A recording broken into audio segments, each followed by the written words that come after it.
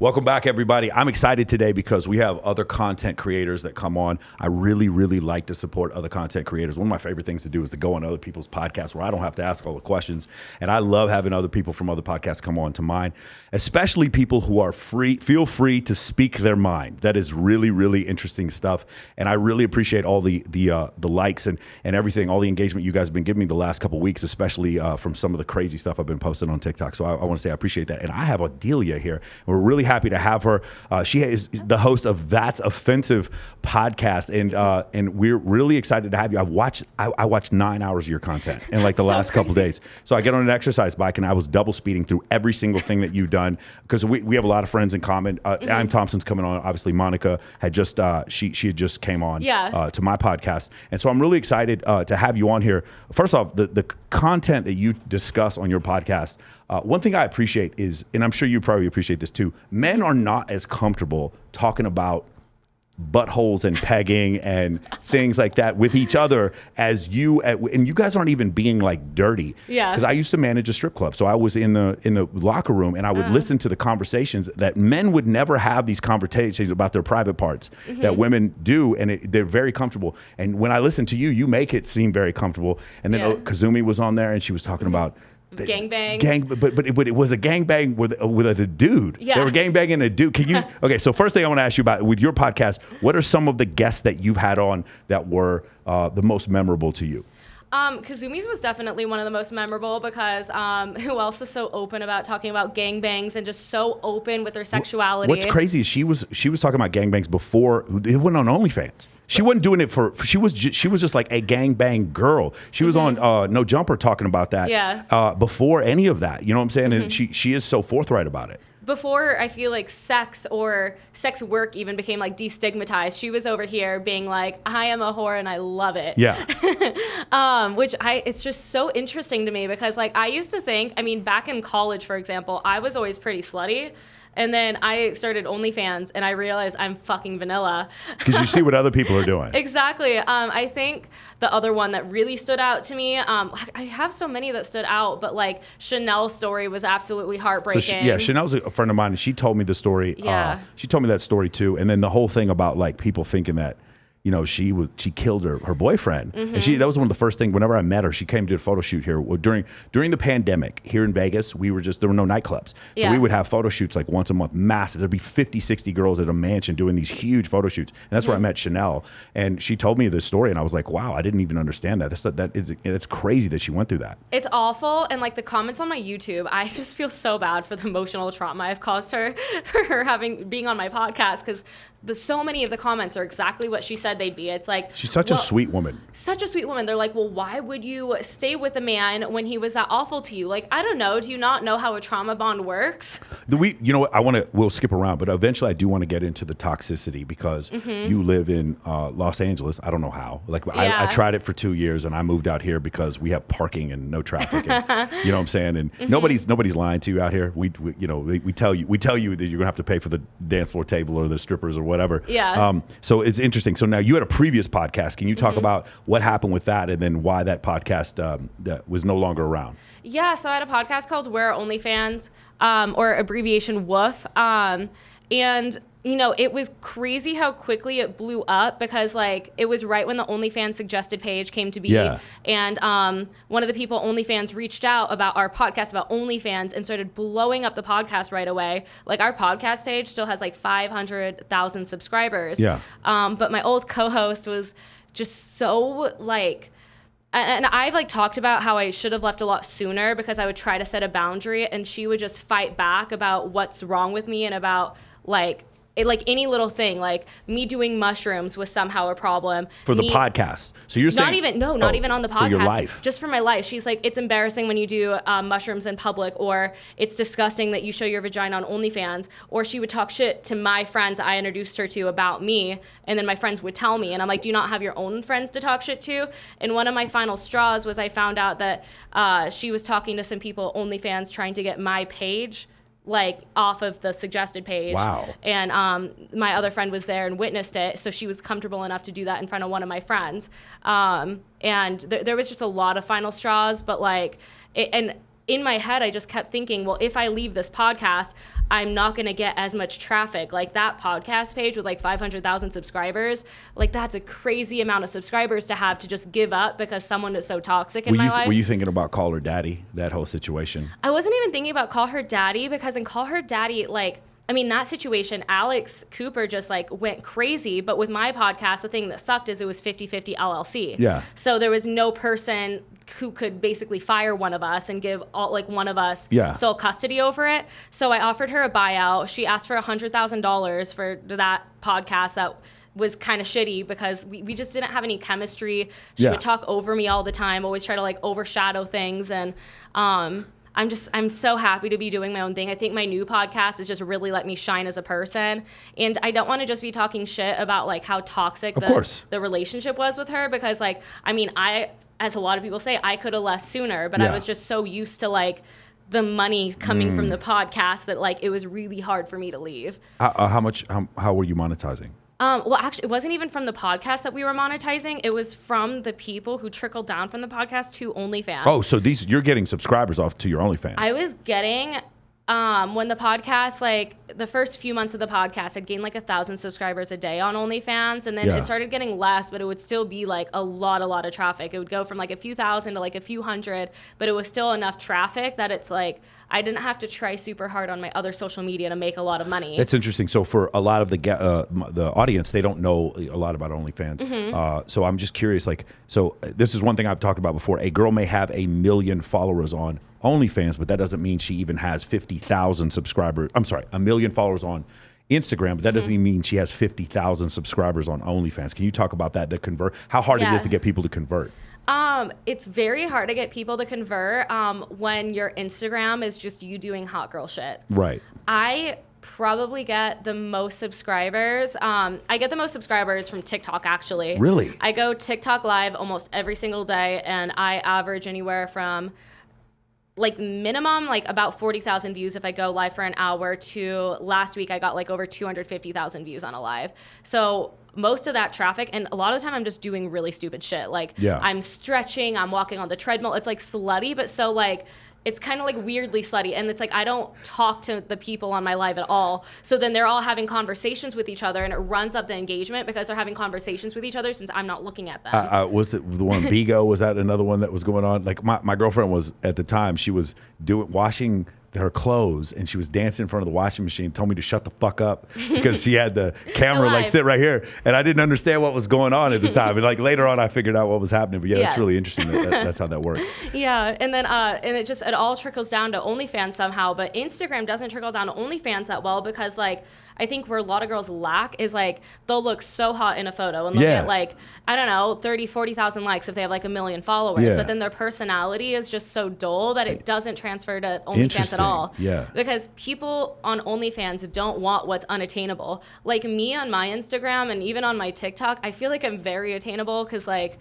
I don't think of myself as a very sexy person. I would say I'm like pretty but very quirky and awkward, to the point where people are like, I can have her, so that's why they want to spend money on me. You're very loquacious, which makes it easier for people to like relate to you. Right? I mean, some of the stuff you say, like I can't stop listening. I thought it was fantastic. Oh, I think you're not tired of my voice? No. I mean, you're tired of mine like shit. I mean, I do the same shit.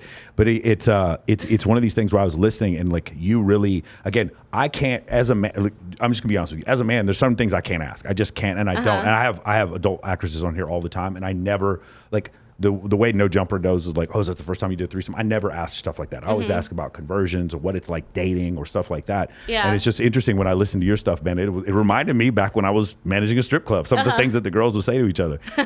So the thing with Chanel, that's awesome. Chanel's great. The Jenna Lee thing where she was talking about the confidence that she got from actually making money from OnlyFans. Can you talk about that? Yeah. It's life-changing for a lot of people. Don't realize it's life-changing. I know for a lot of people, they're jealous. Like, how is this girl who didn't, do the same things I did? She didn't get the mortgage like me. She didn't have the 2 kids. She didn't do any of that stuff. She's out like in Saint-Tropez in a bikini, and she's making how much a month? 40,000 a month, 50,000 a month, $1 million a month. That stuff makes people angry. Can you talk about that? Yeah, definitely. I mean, when I first started my OnlyFans, I was so fucking insecure. And honestly, I was probably really insecure. I think for the first time in my life, I'm actually feeling confident in the past like month or something, just because the mold poisoning has made me reflect a lot. But seeing the money I can make on OnlyFans, but not even just the money. Like the money was like something I never could have gotten at my job before, but like just seeing people actually like me and want to relate to me. And like, I think the thing that helped my confidence the most was like, I never believed in myself before. I never just jumped into anything and was like, I am my own brand and I can sell my own brand and I can be successful selling my own brand. I always relied on outside validation for confidence, but the fact I was able to build all of this, like I branded myself, I was able to do my podcast, get people to subscribe to my OnlyFans from my podcast, all of that work that I put in, I was like, damn, maybe I am kind of cool. maybe I am actually kind of sexy. Right. And I was like pressured into making vagina content for the first time when I did make it, but when I made it, it was so weird because I've never been able to like orgasm just from like my fingers. I've always needed like the heaviest vibrator, like the wand, the Hitachi wand, the highest setting to be able to come. And then I was like making videos where I'm like rubbing my clit and it's like I was actually coming just from my fingers because I was getting so turned on by myself. And I was like, I've never had that kind of confidence before. So you're telling me before you needed the Hitachi, and now because of the stimulus you got from filming yourself for an audience that loved you, then you were able to get off on your own. Yeah, I mean, I still prefer the Hitachi. Yeah. It's just sometimes that sounds like a danger. I've never even seen one of these motherfuckers. That sounds scary. No, I think you have. It's the massage wand that turned into like people started using it. Yeah, no, I have one of the Theraguns. Is that like that? Is something like that? Not a gun. Okay.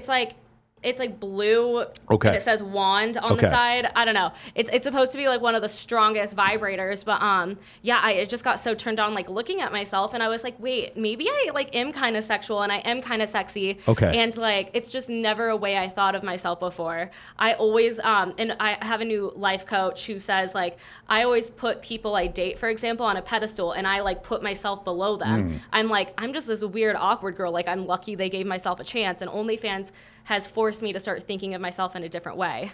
You mentioned the thing about the mold poisoning. I've seen that before. I know one other girl that's had that happen before. Can you talk about what happened? Was this just a funky LA apartment where they had some mold in the bathroom? What happened? No, my dumbass lived with it for 3 years in college, and I started getting really sick, and I just had no idea. Is that ASU?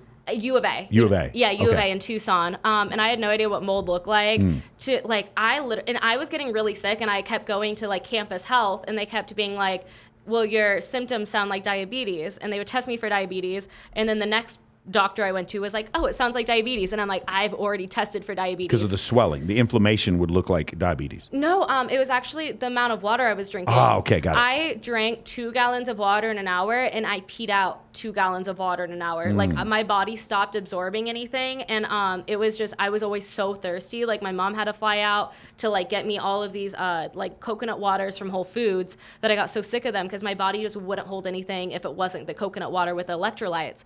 And it turned into like, and this was in 2016, so it turned into like years of me just sleeping all the time. And then I lived in San Diego, and my apartment there also had mold. So my symptoms started to re-trigger, and my face started getting really, really puffy to the point I was like... Because the water retention or what? I think it was the water retention, since my body wasn't really absorbing anything, and I was just getting puffy everywhere. And I'm like, I'm the most fit I've ever been. I am eating really healthy. Like, it doesn't make sense. And I even got surgery on my face. I got a chin implant, and I got buccal cheek fat removal because I thought it was my face just got fat. And it wasn't that. It was literally just puffiness. So I started seeing a naturopath doctor. I don't believe in like real doctors really anymore because of how many I went to who couldn't pinpoint. They just thought I was making up symptoms. Right. And the naturopath doctor was the first one to take me seriously and actually run like a huge panel of things and come back and said like, I think you have mold poisoning. So so I started my detox in January, and it was probably the roughest thing I've ever gone through. So what was the detox? They do chelation. What did they do in order to get you out of? So I just had to take a bunch of pills, and basically what the pills did is like they were killing everything in my cells and like the mold, but they also would kill the good viruses, the bad viruses. So the bacteria in your biome also, they would kill stuff like that. Would you have trouble holding down food? Yeah. So this is like some symptoms from radiation poisoning. A lot of people, whenever they have radiation treatment for cancer, it actually kills all the bacteria in your GI tract. And that's when people actually do need probiotics, is when that kind of stuff happens. So that kind of stuff was happening for you also? I believe so. I don't know the exact science and everything of it, but all I know is that it would kill the good and the bad things in my cells. So the first pair of pills, I was sleeping maybe 14, 15, 16 hours a day. The second pair of pills wouldn't let me sleep. So I became a raging cunt, but I was only on them for 2 weeks. And then the third pills I was on, I was just really sleepy, but it started getting better. And now I'm only on one binder. And the binder at first made me throw up a little bit and it just made me really nauseous all the time. But now that I'm almost done, I'm a few weeks away. I'm feeling a lot better. So you have an end date for your treatment? I think so. I have to get retested once I'm done with these pills, but yeah, it was just my friend used to be a drug addict, and she detoxed from drugs and said what I went through was worse than what she went through. Wow. Yeah, just from seeing me. Well, she was what, detoxing from drugs is really bad for a week, but it was kind of I was detoxing from drugs, it was the same feeling for the course of 3 or 4 months. That's crazy, man. That's crazy. So you also mentioned that you had reactions to you don't really drink a lot and you don't do coke and you do stuff like that because your body. So for me, I've never been drunk. I've never smoked marijuana. Yeah, but I don't think it's not a willpower thing. I think when I watch people drink and I see what happens to them, and then when I drink, I don't think the same thing's happening to me. I really do think that something physiological in my body does not break down alcohol, and there's no pleasantness to this experience at all for me. It just feels bloated and slow for me. Yeah. And so I've just never drank. And so I'm curious, you mentioned before, you had an adverse reaction to some of the stuff, except for mushrooms, you said you were able to do stuff. Yeah, my reactions with alcohol were more if I drank too often, it was I would just get really bad anxiety, and something about alcohol just made me hate myself sometimes. So I remember the moment I was I need to stop drinking is New Year's Eve of, what was it, 2020 going into 2021. I was over here crying because my face was puffy, to be fair, because I had mold poisoning. But I just remember being I am so fucking disgusting, I need to go home because of how ugly I am. And I would just shit on myself all day every day, and it's I've never done that on mushrooms. And then the alcohol, the anxiety from me saying all these mean things to myself, it would carry over for the week after that, where I would just be so mean to myself. Are you still making money on OF while you're being mean to yourself? Oh, I was making a lot of money. So, I'm curious about that because they're still validating you for your physical appearance, but you don't feel like you're pretty. No.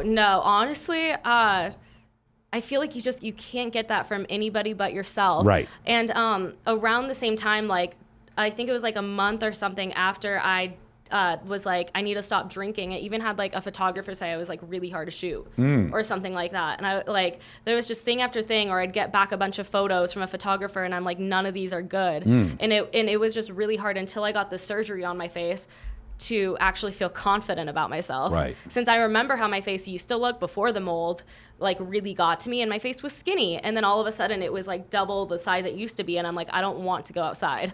Yeah, that must be rough, man. I can't imagine. Yeah. So here's the thing. Let's talk a little bit about the environment that you lived in before. So you went from Arizona. Are you originally from Arizona? No, I'm actually from LA. Okay. Well, kind of. I'm from the beach cities in LA. Okay. So it's the people are a lot nicer. Yeah. The fun part of LA. So here's the thing. I have a lot of friends that move out here, and I explain to them, LA is not what you think it is. LA, what you think LA is more like Malibu and Santa Monica and Newport Beach and Orange County. What LA is Baltimore. LA is Beirut. That's what LA is. It's really it's like having a kid who's 6'9" with a 47-inch vertical who says he doesn't want to play basketball. It's so disappointing. Every time I go there, I'm just so disappointed with that place because it wasn't like that 25 years ago. Yeah. The place was super fun. Used to go to nightclubs and people were happy. Now you go to nightclubs and people are wearing sweatpants trying to prove which one of them doesn't give a fuck more. And it's just not and the reason why I compare it is because I live here where when you go to nightclubs, everything is. I was on stage with Nightmare last night night, listening to dubstep, like mosh pitting with people I've never met before in my life on a Tuesday. When I go to LA, I'm like sitting there and some guy's like rude to me at the door, and like I'm just like, there's no one in your club. Why are you being rude? Yeah. What is the point? This is Los Angeles. And I like, hey, you see the advertisement for the Vegas club over here? We don't have those for your clubs in our city. We don't give a fuck about your clubs. Anyway, go ahead. What were you saying? Oh, I was just gonna say, because I spent most of my time in San Diego before my apartment got mold because of how much I can like embarrass myself there, and just no one cares. No one cares, yeah. And I love being silly. I love being goofy, and it's almost like crazy that I have followers down there. They're like people will meet me and then they'll be like, let me follow you. And they're like, you have that many followers? Like, you really don't act like it. Yeah. And then the only issue is like in San Diego, there weren't a lot of people to work with. So I had to have my apartment in LA too. Yeah. So I was driving down so often to get these collabs.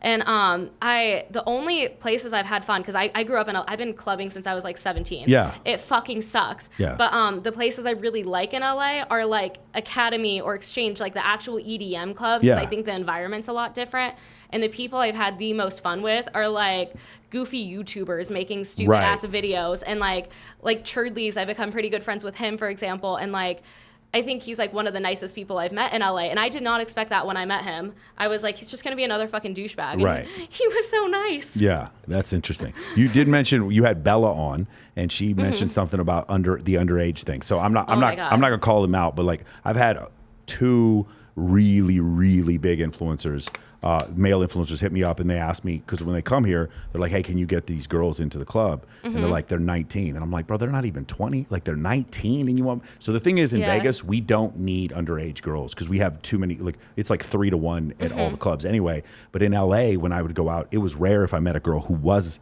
over 21. It was really interesting how the nightclub scene was very different there. And you talked about it and how things got a little dangerous or toxic with the underage thing in Los Angeles. Yeah, it's actually fucking disgusting because, like, I mean, being a little, like, 17-year-old, I was so fucking excited to be able to go to, like, a club with people who were, like, older. And it's like, of course, when you're 17, you want to hang out with people that are older because it makes you feel cool. Yeah. But the people who are older, like, now that I'm 24 years old, like, I'm an old woman. No, I'm just kidding, but definitely older than I was. But it's like, I can't even imagine clubbing with someone who's under... even like 21, like it's just fucking weird. So the fact that there were like these 30, 40, 50-year-old like weird promoters bringing on underage girls, it's just very fucking predatory. And it's like, I feel like I've always been kind of a cunt to men. So it's like, I would go to the table and just like ignore them. But you know, there are other girls who might feel pressured or might feel like, oh, well, they're telling me I need to go back with them, so I need to do that, you know?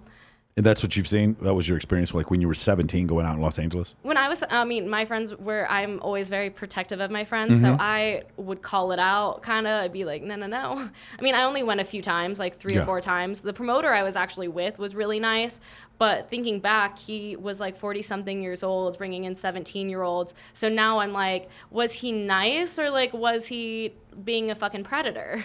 I think it's really hard for the promoters in Los Angeles to get girls to show up to nightclubs on a regular basis because they're not fun there. They're really not. Yeah, and I think there's 3 things that they do. One, I don't know if you've seen these model houses. Like there's a bunch of Swedish girls that come in from Santa Monica State University or whatever. They're like foreign exchange students. They put them like 10 to an apartment, and then but the girls have to go out with these promoters every night. Number 2, they give them coke. That's the thing you do, and that's what a promoter is in fucking LA. Sorry, I know I just pissed off some of my friends. And the third thing is they go after underage girls because I think it's so, because they get paid to bring girls to a club on a regular basis. Yeah. But they're not fun, so it's really hard to get girls to show up to those clubs on a regular basis. So fucking hard. And even, shout out, except for Tao Group. Those clubs are incredible. Anything with Tao? No, I work with Tao. Oh, okay. Those clubs are incredible. Shout out to Highlight Room. Anyway, go keep going.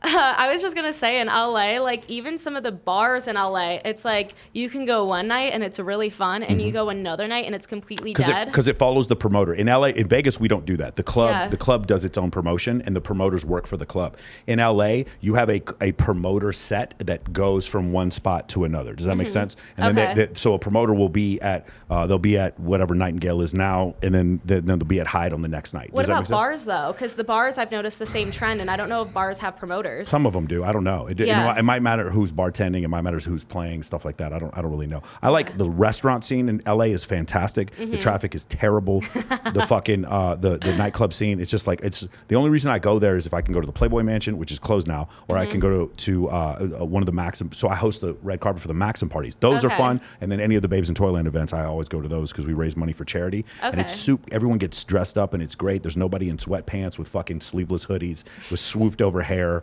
who's trying to give everybody coke on their fingernail. Like, it's just, it's a different vibe. Not to diss that vibe, but it's a different vibe. I always wear sweatpants, literally. To a club?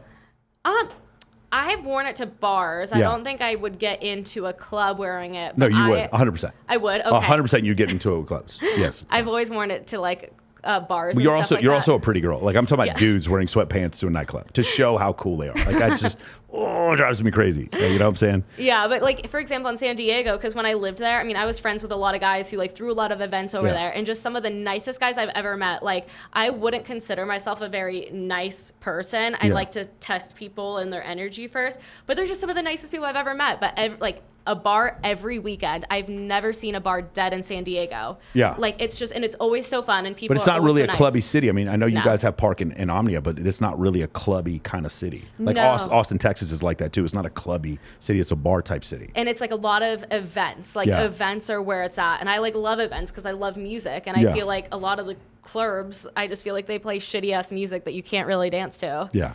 Again, we don't have to take drugs. We listen to dubstep. Yeah. We're good. That's what I tell my friends all the time. I'm sober because I listen to good music. I go see Zomboy and get in a fucking mosh pit. It's funny because I drink when I listen to dubstep because if I don't drink, my neck, within 10 minutes, I'm done. So that's actually funny because the rule that I made for myself last year is the only time I'm allowed to drink is if I'm going to a dubstep show because then my neck, I can't feel when it's getting sore. Yeah. And that was my rule because I would not drink other than that because the shrooms, when I take mushrooms, it's like I kind of feel everything more intensely. Like, I feel more happy, but also I feel more sore. Yeah. So I couldn't just be like sober trying to like not headbang. Do you ever go to the Basspod in EDC? Oh my God, I lived there. I'm just one of those girls that like, I go with a group of friends to like a rave and then I leave. I start running, especially when I used to take acid a lot. It would just be like, I'd start sprinting and they'd be like, where the fuck did Adelia go? I had like 10 missed calls, but it didn't matter because I was running to Basspod. Yeah, it's so funny. So we go up on the Marquee Sky Deck, right? And everyone in there is like, they don't want to be anywhere near the GA crowd and they paid $20K for their table and you're sitting next to Paris Hilton and they look at me and I'm like, I'm bleeding. And they're like, why are you bleeding, Sartain? I was like, and why is your shirt off? And I was like, because I'm at the Basspod. I don't want to listen to this shit. I live here. Oh my God, you're kidding me. Steve Aoki. By the way, love Steve Aoki, but like I see him every weekend. It's like, oh no, is it Tiesto? You got to be kidding me. Tiesto in Vegas? Why you live here? Why are you watching Tiesto here? Let's go get the kinetic field. Let's go to the fucking Basspod. Like 12th Planet does not play in Las Vegas. Let's go listen to him. I like me on acid. I used to be like really fucking rude to people. But you know, it's like, have you done acid before? No. Okay. Well, when you're on acid, there's like this impulse kind of like you don't think before you speak, and sometimes you can be pretty rude. At least me, that was like what happened with me. And a guy, I think he was like trying to talk to me, and I think he said like, oh my God, I came to EDC to see Dylan Francis, best set ever. And I was like, you came to literally EDC, you spent this much on a ticket, and Dylan Francis plays in Vegas every fucking weekend. Every weekend. She's not kidding. She's going to go to XS on one weekend and then going to go to fucking Encore Beach Club. Yes, every weekend. Dude, I remember one time when Hakkasan opened, I'm not lying about this, Tiesto played 4 nights in a row.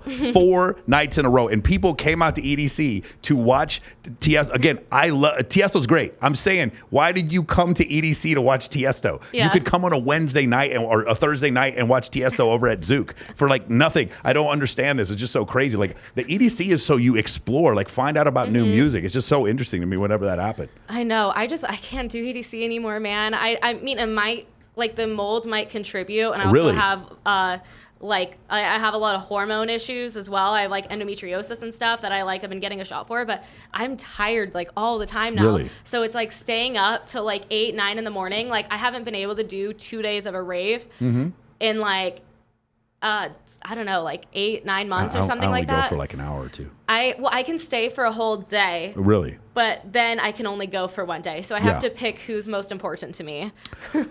Some other guests that you had on, I want to talk about a few other ones. Okay. The underage thing was really interesting to me because I saw it, right? But it's hard to express to people the Harvey Weinstein thing in LA was not the exception. I keep, because when I left there, I guess maybe people thought I was exaggerating. I was like, I was sexually advanced on as a man trying to get roles in the city. I can't imagine what it was like for women. Like the city, like Los Angeles is not a meritocracy. It is literally like what you see with Harvey Weinstein. That was the majority of what the casting scene in LA was. It was really bad, and hopefully they've cleaned it up some. But I just couldn't be around that place so much. Where it was like everywhere I went, it was just people trying to express to me how cool they were and how important they were. And I'm just like, when I come to Vegas, it's not like that at all. And that's why I loved being here so much. Anyway, another really cool guy is IamThmpsn, right? So you had him on. Really cool guy. I was listening to him. One of the things I really enjoyed was, because I can relate to, is he's more comfortable around women than he is men. Right? Yeah. This is a situation where because you asked some questions that I could really relate to. Like for instance, because I host all the bikini competitions in Las Vegas, and because I host Swimsuit USA, I get guys who will come into my life, and it's very clear they have one motive. They want to meet girls through me, and I don't mind if guys want to meet girls through. All my guy friends meet their girlfriend through me, but it's very clear, like, it's not for good reasons. And they'll even say things to me like, bring your girls to here. And I'm like, bro, I don't have girls. 1865 is when slavery was outlawed. I don't have girls, bro. Yeah. And they'll say things like they'll ask me, literally, I had a girl the other day, and one dude hit me up. It's like, how much do you think it would cost to have sex with this girl? And I'm like, how are you asking me this, pimp? Like, she makes more money on OnlyFans than you. Like, why would you know what I'm saying? And I don't know how to, and it's really weird, but it makes me not want to hang out with dudes when they do that shit. You understand? And so I thought it was really interesting when he mentioned that he was more comfortable around women than men. Yeah, it's crazy because a lot of my guy friends have told me that, like, I mean, I just come off as a bro. Like, I'll make out with the same girls they make out with, kind of thing. And it's like, but then I'm like, they'll be like, invite your girls out. And I'm like, I don't want to invite my girls out. Like, I don't want anything weird going on. I don't want to be in the middle of some weird hookup thing between you guys. Like, I keep my male friends and my girlfriends so fucking separate because I don't know, like, men have just disappointed me a lot in my life, and it's like, as nice as they can be. I mean, some of my guy friends, outstanding gentlemen, but then other friends, maybe from like where I went to college, and they're like, when are you going to introduce me to all your friends? And I'm like, never. That's no. Never. So what I found to fix it, I'm like, hey, you want to come meet my female friends? We're going to try to raise $100,000 for animal rescue. And we want you to come on down. It's going to be Babes in Toyland, animal rescue charity. So why don't you come to that, buy the tickets? Like, oh, can you comp me in? I'm like, motherfucker, it's a charity. No, I'm not going to get you a comp ticket. You're going to pay $115 to come in on your own, and you're going to donate stuff. And then if you come, you can meet all the girls you want if you do that, right? And what you find is that, remember what you were talking about your previous podcast host. You know what cluster B personality disorders are? DSM-5. They have so it's the mad, bad, and sad. The middle one are the cluster B are the bad. So it's narcissism, sociopathy, histrionic, and what's the fourth? Borderline personality disorder. Yeah. When people have those disorders, what I found is that if I keep inviting them to charities, they can't keep coming because you understand, like, because they're like, okay, I'm going to come here and manipulate people, and they come there and they're like, wait, I'm getting nothing out of this. Like, you people are literally like giving money to charity and getting nothing out of it. I'm a psychopath. I don't know how to, what am I supposed to do? I'm a narcissist. What can I do with this? And eventually it's funny because when you start doing this and like, we're going to give money, we're going to give these toys to these children, and we do this over and over again, like the psychopaths kind of get tired and don't want to hang out with us anymore. And I'm like, we just screened out the psychopaths. This is great. And I think it creates a better environment. The environment I enjoy being around in Los Angeles is the philanthropic environment, the babes for boobs, like those people raising money for breast cancer, the people who raise money for, we did a domestic abuse charity here in Las Vegas for the Shade Tree. It's a domestic abuse charity up in North Vegas. Those are the ones I like being around rather than like the club scene out there. So can you talk a little bit about that? What I was going to talk about before, living in Los Angeles and what has been like for you? Living in Los Angeles, oh my gosh, I can't even talk. Living in Los Angeles, I mean, majority of the time that I mean, growing up there, people were very mean to me, and I was bullied all the time. What do you mean? So mean to you in high school? Like, what do you mean was mean to you? In like elementary school and middle school, I think in elementary school I deserved it because I was like raised in a church where they would tell us to try to convert people and it would earn us more points in God's book kind of thing. Yeah. So I would very try to cult-like behavior. Yeah, and I would try to convert all the Jewish kids and they'd be like, shut the fuck up.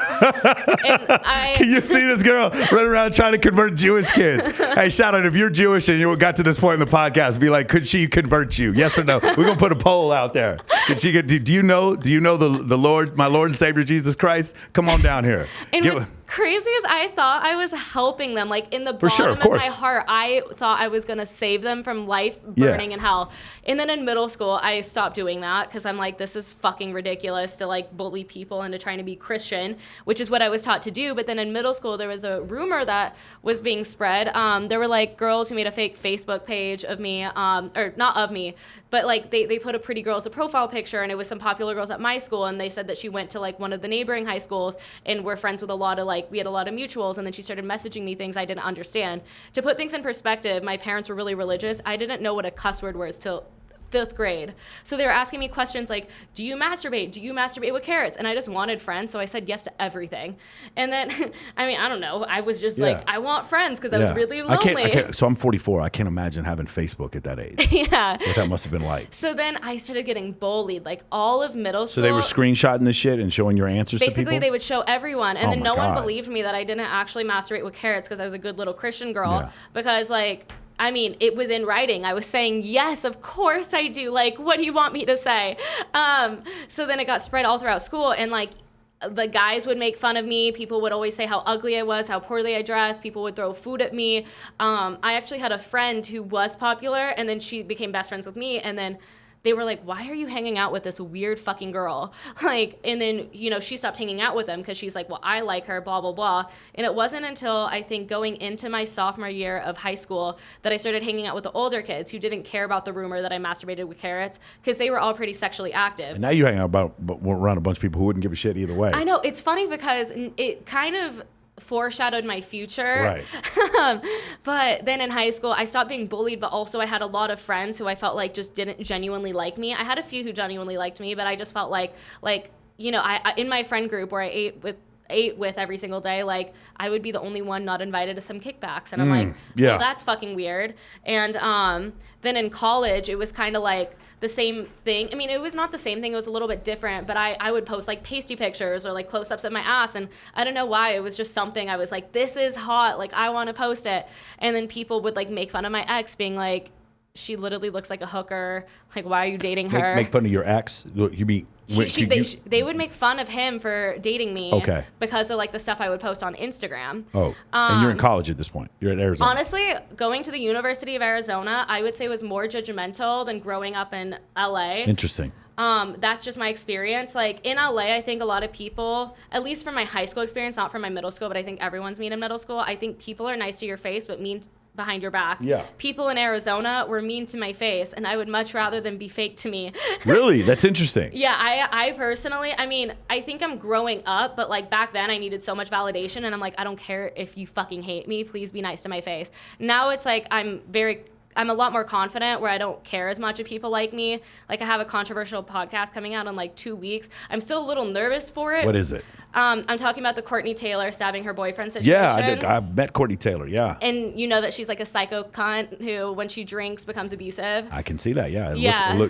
That would indicate stabbing a motherfucker, yeah. Yeah, because like, it's crazy. I read statements from the family. Yeah. I also talked to friends who were friends with her. Does somebody have a different point of view? It seems like she was put on a 5150 psych eval after she was arrested for murder. Yeah. So I think, like, was there a controversy? I'm asking, what's the controversy here? The controversy is there's people defending her, being like, I've seen a lot of girls post. Is it like racial based defending? I can't imagine how you could defend this woman. She stabbed her fucking man. And then posted about it right after on OF. I know. It was girls who were like friends with her and him. I mean, it was kind of split because a lot of people, like I've met him and I've met her, and he was a sweetheart, and he had to try to get her drunk ass, like, you know, when we collabed, for example, she got so fucked up, like, a few hours before, she burned herself with her curling iron so bad that she was bleeding. And I'm like, how do you not, like, you were so drunk that you just did not notice that you were bleeding from your curling iron? Like, you didn't notice that you were being burned. And she, like, would cancel. I mean,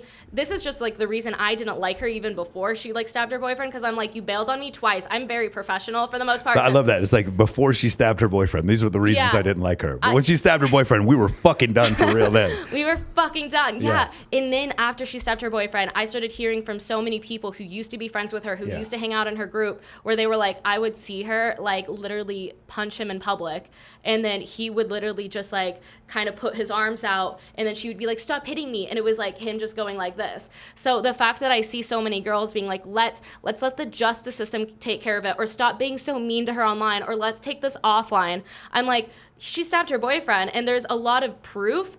There's a lot of eyewitnesses who say they saw the abuse before she killed him, and it seems very racially based. And there are people being like, well, it seems like, well, she wouldn't just stab him. It sounds defensive. But there's a statement from her brother, from, like, the police report, that she has no defensive wounds. So, like, if he was starting the fight first, she would have bruises somewhere. She would have something, and she didn't have anything. So, I mean, that's just from the statement from the family. I'm going to say, like, alleged, so, you know, just so. But those were the statements his family's making, so. Here we go. 3 things. Number 1, she stabbed him. Number 2, she posted right afterwards like a normal person would, or like like a normal post. Mm-hmm.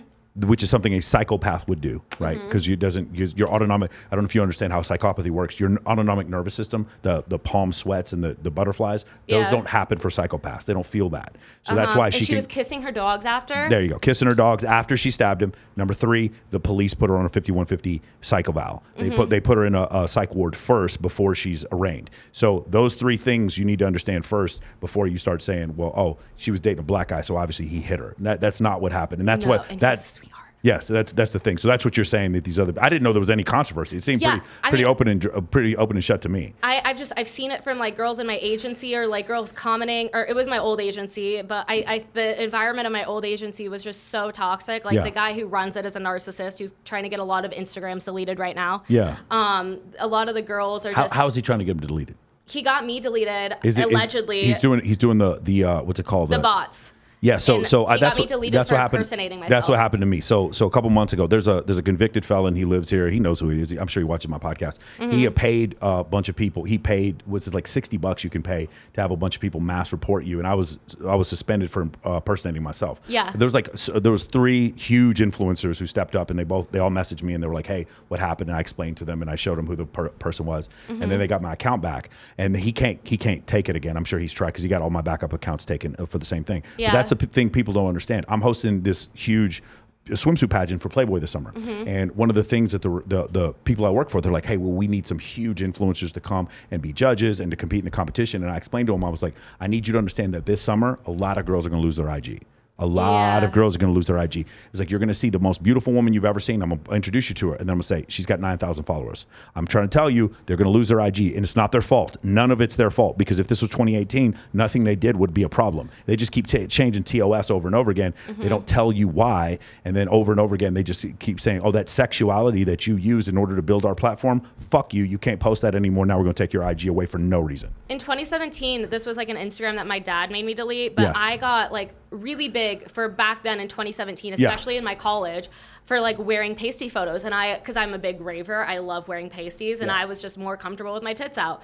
But, like, I can't even post pasty photos anymore on Instagram, even if it's me dancing at a rave or me not being sexual at all. Because I think, like, I mean, some of my photos are kind of sexual, but I'm, like, smiling in a lot of them. I'm being goofy in a lot of them. So it's like, but Instagram won't even let me do the goofy photos with, like, the pasties anymore. Or if I'm wearing something around the pasties, it's, like, still deleting them. But yeah, a lot of girls, like, it's just so stupid to me that someone can, like, literally pay to get your account deleted. But I found people to help me protect my account, like people who work at Instagram, and I'm like, thank you for protecting my account, because they were able to see, oh, you have, like, this many bots reporting your stuff. I got to put things in perspective, I've only had 4 violations in the past year, And then last week I had 4 violations. 2 of them were me in clothing, Yeah. where I was clothed for I mean, have you solicitation. ever got the one for animal cruelty when there's no animals in the photo? No, but I did get a lot of girls bullying. get the bully. There's ones that'll have like that. The Yeah. bullying one, it's be a photo and you in a bikini and it's bullying or something like that. Yeah. I've seen that happen before. Yeah, exactly. And just to start having stuff removed. So now it's like I'm having to pay money to have my account protected, and Yeah. it's ridiculous. Yeah, it is crazy. I always thought there's a few easy ways to fix this. Number one, I'm sorry to say this, but I don't think Instagram should allow accounts from Tehran or Jakarta to interact with my account at all, because that's where all these bot farms are from. They're up from in that area. A lot of them from Indonesia, and there's a few places you'll see girls who buy fake followers, and they're all from like the same 3 cities. You know what I'm saying? So that's the first thing. I think it would be a real easy solution. And the second thing is, if I accuse you of theft, and I accuse you and I defame you, you can sue me, right? So if I accuse you of animal cruelty on your account and there's no animal cruelty, guess who should get their account suspended? Me. If you did that, it would make it harder for these bot farmers to be able to do this. Yeah. And also I think they should weigh it to where this is an account that was just made in the last 30 seconds and now they're already just reporting. They're reporting people, and all they're doing is reporting people. Maybe Instagram should look into that. But protecting you is not their priority anymore. Making money and getting Ford and Chevy and Mercedes to run ads, that's their priority. Well, now. what's crazy is I started spending a lot of money on Instagram on ads. Yeah. So I direct the traffic to my podcast, of course. Yeah. But I started spending a lot of money, so Instagram started looking at me as a customer instead of a consumer. Yeah. And I was still able to get my account deleted for impersonating myself after Unbelievable. thousands Yeah, of that happened to dollars me spent. too. Yeah, I've spent a couple grand too, and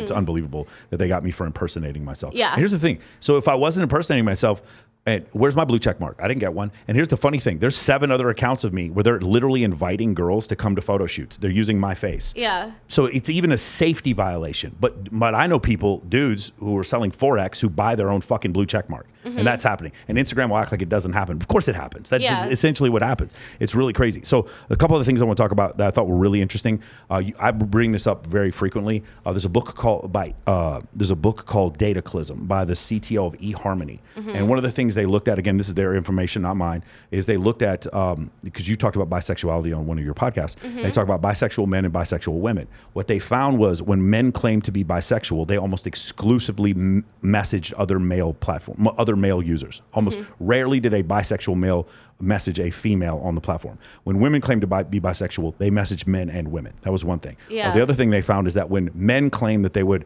be interested of women of all different races, they sure as fuck were. They were all different. They didn't give a damn. The hot was hot. They didn't care. When women said they were interested in men of all different races, they generally picked one race, and that was the only people that they messaged. It was really interesting stuff like that. So one of the things you said was that you talked about bisexuality being a spectrum. What this book concluded was that bisexuality is much more binary in men and much more of a spectrum in females. Yeah. And you talked about this before. I had my ex, I would say she was like 60-40 into women, but definitely she was married to a woman. She was much more into women. I've seen some women that are like, they're 60-40 into men, and they don't find women attractive. They would never be in a relationship with a woman, but they don't mind having threesomes every couple weeks or something like that. Can you talk a little bit about a spectrum? Yeah, so I feel like on the spectrum, I'm more into men than women, but women create a safe space for me to hook up with them, which is a lot different than I can say for men. And I always kind of had a feeling I was bisexual, but I never wanted to say that because I didn't want to offend anyone in the LGBTQ community by saying I was bi without knowing. Yeah. I mean, because I've never met a woman where I'm like, I want to date her. And I've met a lot of guys where I'm like, I want to date them. But it's like, I've made out with girls at parties. Before OnlyFans, before anything, when I was a senior in college, I hooked up with a girl stripper.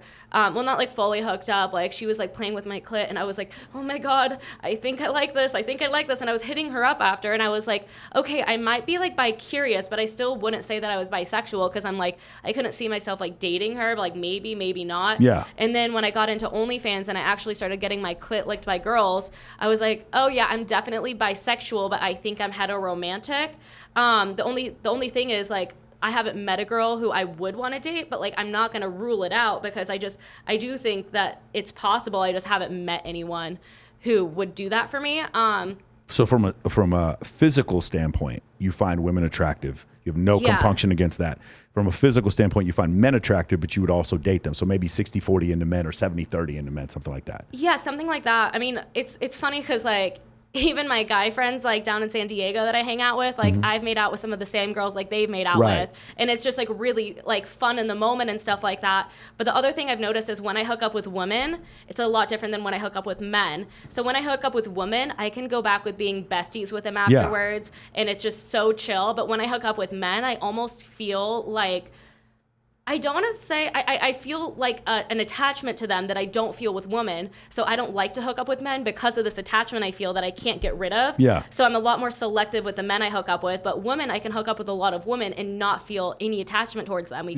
It's just so weird how it works for me. And women get me off more than men do anyways. There's a book, at the end of the book, Why Beautiful People Have More Daughters by Satoshi Kanazawa and David Allen. They actually talk about this really controversial study where women who have unprotected sex suffer from depression less because of the progesterone in male semen.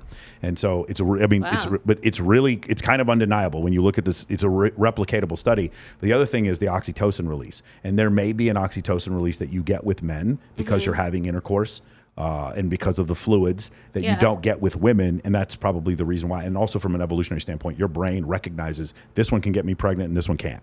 You understand what I'm saying? So that could be an answer from an evolutionary perspective why you feel more free. Because I know other women that are like this, hooking up with women is not a thing. It's not. It doesn't even go on like the body count, right? Yeah. But men do. You understand what I'm saying? So that's really interesting that you say that. Yeah. I on my list of people I hook up with, it's like I only put the men down and I don't put the woman. Although I think it's like valid that I hook up with a woman, it's just not in the same space in my brain of like what it means to me. Yeah.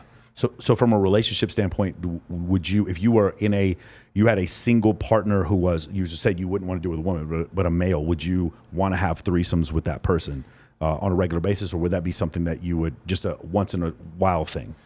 It really, really depends for me because I've never been in a relationship, like I've never been in a healthy relationship before. And just every single person I've ever dated given me major trust issues, making me feel like I'm not enough, make me feel like I'm doing something wrong.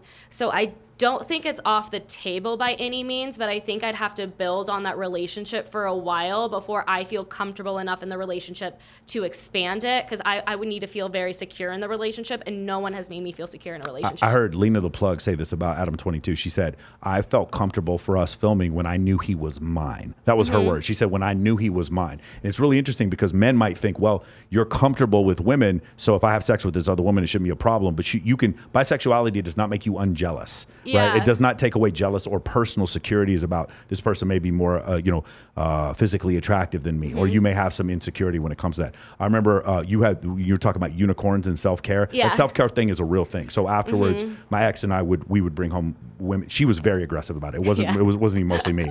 And we'd bring him women home, and the next day all I cared about was spending the whole day with her because she needed to know that she was number one. Does that make sense? And it's not even just my girlfriend. It was other women that I've been with that are bisexual. The next day I want them to know, hey, you are still special. Yeah. The funny thing is when I have a man girl that I'm seeing and then we have a threesome, afterwards the girl that I'm seeing, she's like, get that girl out of here. Like fucking call her an Uber. And I'm texting her like, did you get home safe? And she's like, what happened to that girl? I forgot her fucking name. Yeah. It's so funny. Like they just don't give a shit. It's really funny when I hear that.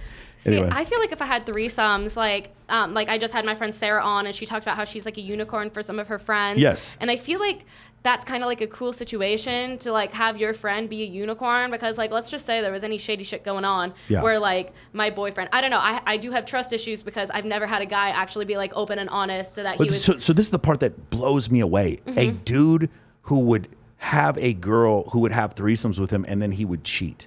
Yeah. I'm actually mad at men who do like, why are you fucking this up for everyone, bro? Are you like, this is why we can't have nice things. Are you telling me your girl was willing to bring other women home for you and you went off and cheated? Do you understand that like when she meets a good dude, she isn't gonna want to do, stop fucking it up for everybody else. Go ahead, sorry. Exactly. And like, I mean, after talking to my friend Kristen, who her podcast just hasn't come out yet, but she was actually the one who brought Sarah in to like unicorn with. Yeah. And she was telling me how she was just so uncomfortable with having threesomes like at all before she met her current fiance. Yeah. And like just the amount of security that he brings her just like makes her so like if a man makes a girl feel very secure in the relationship, like she'll be a fucking freak. Yeah. You just have to make her feel secure sure. first. And she said that there was a solid year of them building the relationship before they started bringing a lot of That's other interesting. people in. I use it. That's interesting because I haven't heard that. Usually they do it from the beginning of the relationship. So you're saying they were together for a year before they started doing that? Yeah, I wow. mean,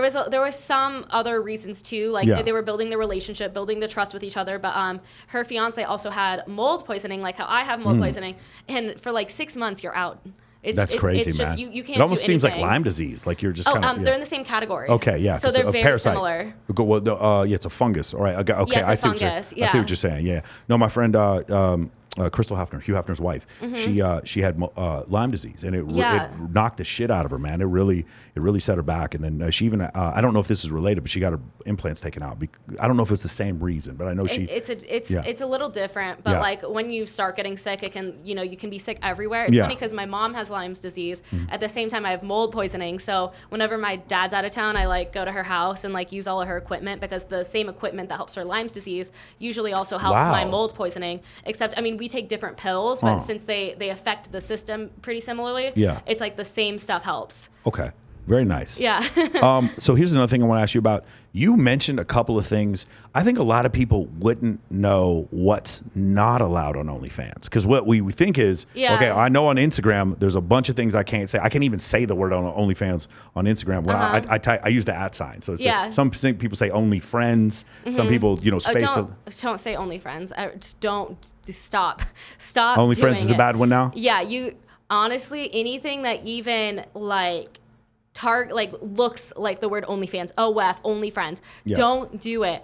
What I do, and I've never been in trouble for it, is I'll take a screenshot of my OnlyFans, but crop it so much that people only know what it is if they have an OnlyFans. Got it. So if they don't have an OnlyFans, they're like, well, what is this? And there's no OnlyFans isn't put anywhere, so it shows like my fan count, how many likes I have, etc., and it just shows my @ and like that's where I crop it. Yeah. And then the next post I do, it's a completely blank page, and then I'll put my website. My website, it doesn't even take you to OnlyFans at first. You have to press another link to even go to a website that has my. So people are clicking like 3 times to even get to my OnlyFans, and I've never been in trouble for that because Instagram clicks on my link. Oh, there's no OnlyFans there. Cool. Yeah, so they can't scrape through and try to find OF link. See, TikTok will scrape through and try to find your OnlyFans link. Yeah. Instagram doesn't. They'll just do the surface level stuff. That's crazy. Yeah, it's almost like Russia with Ukraine, right? Instagram's like, no, you can't make money on our platform, and no, you can't make money on anyone else's platform either. So sorry, you can't. You know what I'm saying? And it's like with Russia, Ukraine, it's like, no, we're going to subjugate you. No, you can't join NATO. Fuck you. You know what I'm saying? So it's interesting. So now, what are some of the things you can't do? So you mentioned like you were joking about sister stuff, or what are the things? And I know bestiality is something like. What are the things that are not allowed on OnlyFans? Yeah, it's so obviously anything like stepsister, sister, whatever. So stepsister stuff is off. You can't even do that. They're getting a little stricter. Really? That's interesting. You can't pee on OnlyFans. You can't pee on people. Or poo. You can't pee or poo. Not even on people. Like, even if it's like the sound of you peeing, you're not supposed to do it. And then, therefore, some girls are getting their squirting videos taken down because OnlyFans is like, well, is that pee or is that squirt? Because a lot of girls fake squirt by peeing. Bestiality, but sometimes it's not even like fully bestiality. My friend had her whole account deleted for like 12 hours. We got it back, though, because my dog licked her nipple during a live. Oh, wow. And, like, it was the quickest second, and I yelled at Wubbs. I was like, Wubbs, get over there. And her account got taken down for a few hours. And I'm trying to think what else. Apparently, you can't do giveaways. I tried doing a giveaway because my OnlyFans reach is so fucking big. I was like, I decided not to go to Lost Lands really last minute, so I was trying to do a giveaway for Lost Lands that got taken down. I'm pretty sure you can't promote your other like porn sites that you do, but they have new features where you can like have your YouTube linked and you can have your Instagram linked, I've seen that, cool, yeah. But that's a new feature. What else isn't allowed? I think that I know there's like stuff with like knife play that you're not really supposed to do. Yeah. There's some like BDSM stuff that they think is like too extreme. Yeah. Other than that, I don't think I don't think there's anything other than that. How does it work? You have to have releases for everyone that you're in an OnlyFans with? How does that work? You don't have to do that. No, you just tag the creator in your content. That's it? Yeah, that's it. Okay, because I see a lot of people don't get tagged, and I always wondered how that worked. Interesting. Okay, cool.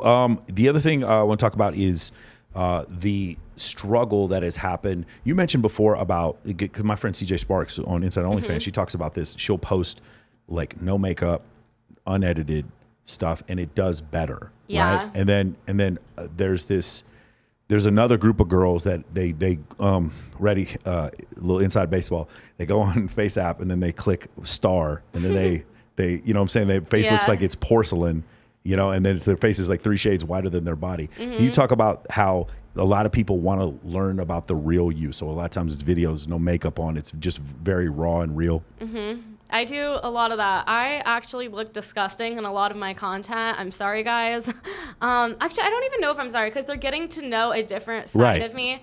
Like on my OnlyFans, I actually just started doing this where it's like I'll take little videos of like me meditating or saying my like affirmations that like my life coach has me saying, which I don't do on Instagram or TikTok. And it's like me in just like a hoodie with like, if any makeup on, barely any, and it's just like me kind of doing my meditations, and like it's a side of me that like not a lot of other people get to see. Or I'll post like a lot of videos of me with my dog that people love, like, you know, just me cuddling, because that's not like bestiality. I have like clothes on, or I'll just like I love how you explain that. I cuddle with my dog, but I have clothes on, so that is not, listen to me, that is not bestiality. I don't care what you thinking, you dirty motherfucker. That's not bestiality. It's my dog. It's innocent. She's so innocent. I can cuddle with my animals and not be suspended. That's so beautiful, man. That's so beautiful. Yeah. All right, so can we talk about this? Your sobriety check, and this is interesting to me because I've never been drunk. I don't really drink. And you came to a realization that you could go out and have fun and not have to drink, which is the only realization I've ever had. I don't like being around, it's really funny, I don't like being around sober people. Like when they're drunk, they don't really annoy me that much, but I don't judge them for not being sober. Does that make sense? So what are some realizations that you came to about your drinking and all that other kind of stuff? I don't know, like when I first started my mole detox, I apologized to every new person I met, because I was like, I am usually a lot more fun. Sorry, I'm such a boring old hag. Because I mean, I didn't drink a lot, but I would take mushrooms all the time, and the mushrooms helped with my anxiety, helped with my confidence. And then, you know, mushrooms are a fungus, and mold is a fungus, so they could feed off of each other. So I just had to quit everything. And I always thought mushrooms were really good for my mental health. So then, you know, when I stopped the mushrooms, my anxiety came back, a lot of my self-hatred came back, and I realized that mushrooms were kind of like a scapegoat for me to not actually find that confidence within myself. So then after about like 2 months of me just sleeping all day, being miserable, it might have been more than, it was like 2.5, like it was a long period of time. I went to my friend's wedding and I stopped my pills a few days before, and I was like, well, I can't drink and I can't do drugs, so I just was really caffeinated. And then dude, I am right there. So I'm on TRT. I'm 44. When I'm 38, testosterone falls off a brick, and I had to caffeinate to do anything, like, because it's a mood inhibitor. I can't deal with bad news until I've got 150 mgs inside of me. You know what I'm saying? Keep going. Yeah, I had a severe caffeine addiction that I've mainly gotten over, because caffeine is just like, if I had to choose anything for the rest of my life, it'd be caffeine. Yeah, for sure. But I just remember being at my friend's wedding, and I was like, I remember being like, I'm not looking forward to this. Like, I don't know how I'm gonna be sober around all these people. Like, I was just kind of like miserable thinking about going and having to be sober. And then I was like out there dancing, having a blast. I was able to bring the silly, goofy mood out of me that usually only like shrooms brought out, like not even alcohol brought it out. And I was like, I'm able to get this feeling on my own. And it was such a confidence booster, because I think a lot of people rely on alcohol and drugs to get this like version of themselves that they really like. And all of a sudden I was getting this version of myself that I usually only get on substances. And I was able to just get that on my own. I was like, oh my God, I don't need alcohol or shrooms to like go out. Like, almost I was having more fun being dead fucking sober than I would be on like other stuff. I mean, shrooms make me like, I love them, but like I was just having that much fun. And then I continued, like, you know, I would have a day, or like I'd go to lunch with a friend and I'm like, oh, I see the silly, goofy part of myself that I'm just like in love with. And then I went to like dinner with one of my friends at like, it's this place in LA that is very like Vegas, but it's a dinner place, and there's like live performers, and I had this silly, goofy mood, and I was sober. Was Delia? Huh? Was Delia? Oh, okay. No, I think it's new. Okay.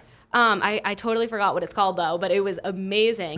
But I was able to bring the side of me out, and I was like, I think a lot of people, if they learned how to bring, I was forced to bring the side out of myself, but like, it was the biggest confidence boost that I don't need anything but myself to like have fun and connect with people. And it was awesome. You also mentioned like when you were rolling, like you needed attention from people. Oh my God. Me rolling, I don't know why I did it so often because I don't even think I liked myself when I was rolling, but it's like when I was under 21, it was harder to buy alcohol than it was to sneak Molly into a place, which is why I started doing acid a lot my junior year because I'm like, acid is so much more fun.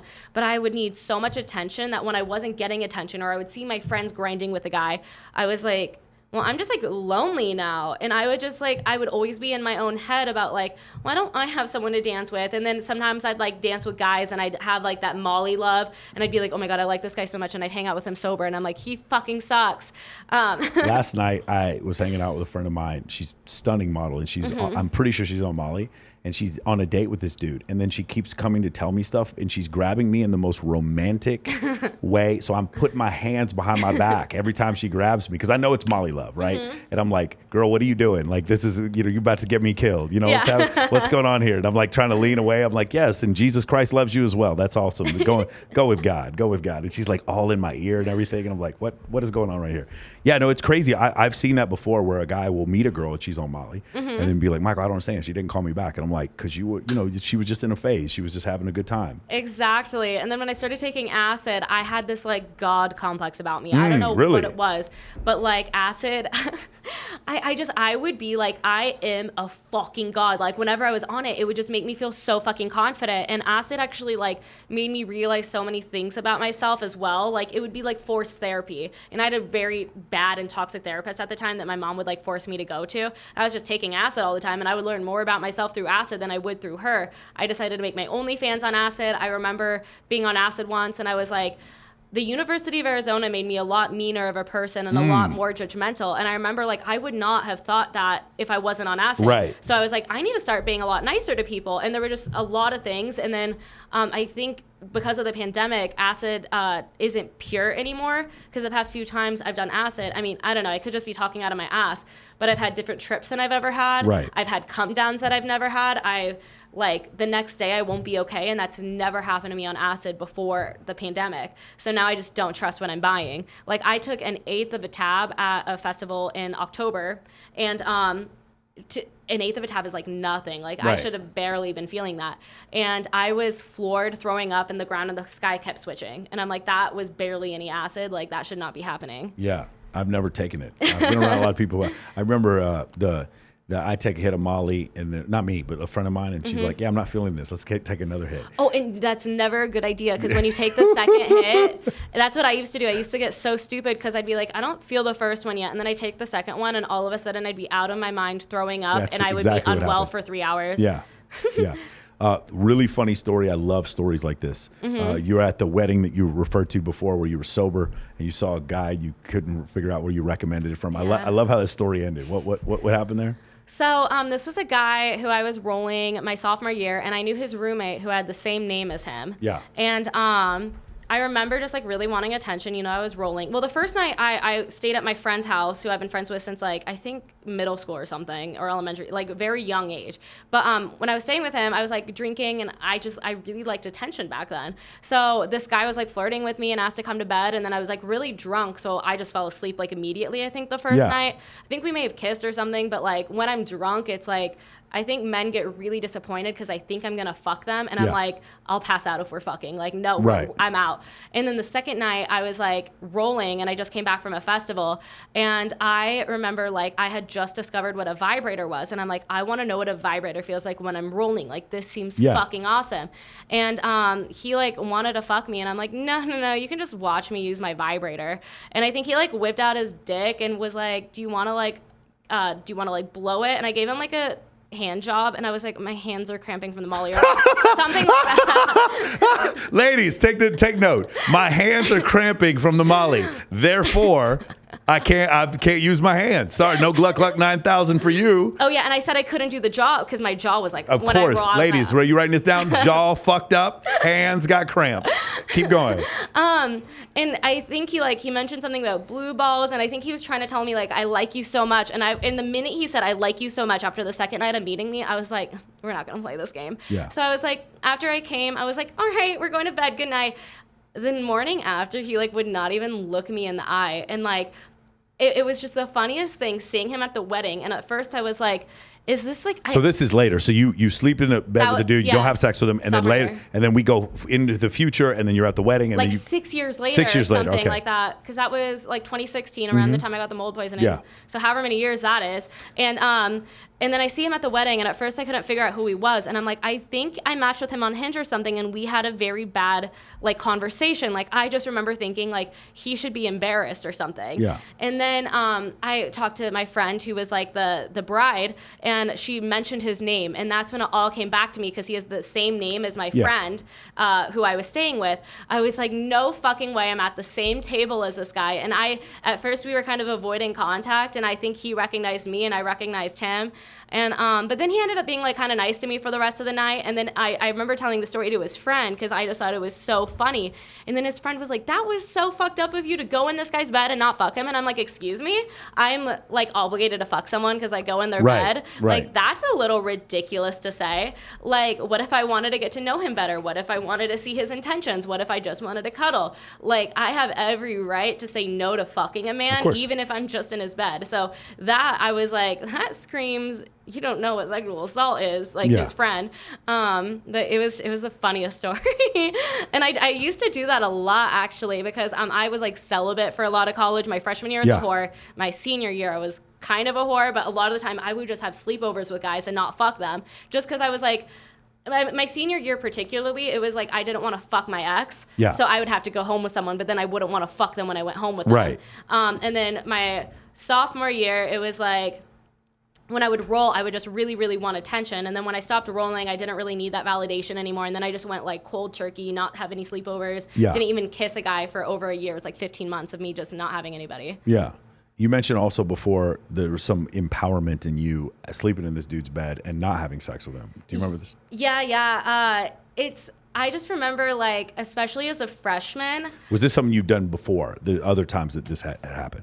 Oh, there's a lot of times after this that had happened. But before this one incident happened, I just remember kind of being like, especially as a freshman and not having a lot of confidence. I mean, honestly, I didn't have a lot of confidence most of college. I think even till recently, I didn't have a lot of confidence, but it grows gradually.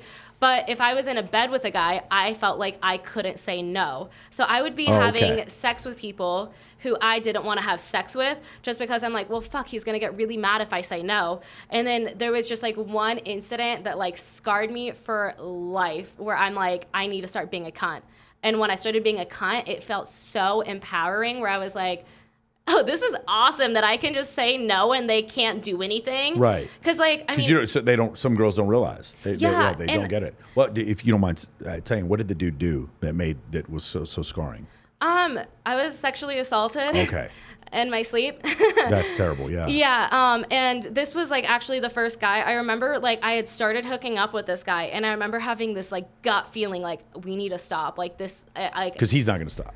It wasn't even that. It was just like I need to stop. Like I feel like I'm gonna throw up hooking up with this guy. Got it. And I was like, we need to stop. And it was really awful because my parents didn't give me enough money to get an Uber home. The only thing I had was like in the morning I could get a cab that I could get like it was called Cat Cash at the University of Arizona, and it was closed at the time, so I had to wait to get Cat Cash or to use my Cat Cash for this taxi service in the morning, and I couldn't leave, and it felt like, and you can't walk in Tucson at night by yourself. Like that would probably be worse than sleeping in bed with this guy. And then I just remember like I was like, we need to stop, and he's like, okay. We went to sleep, and I woke up with his dick in me.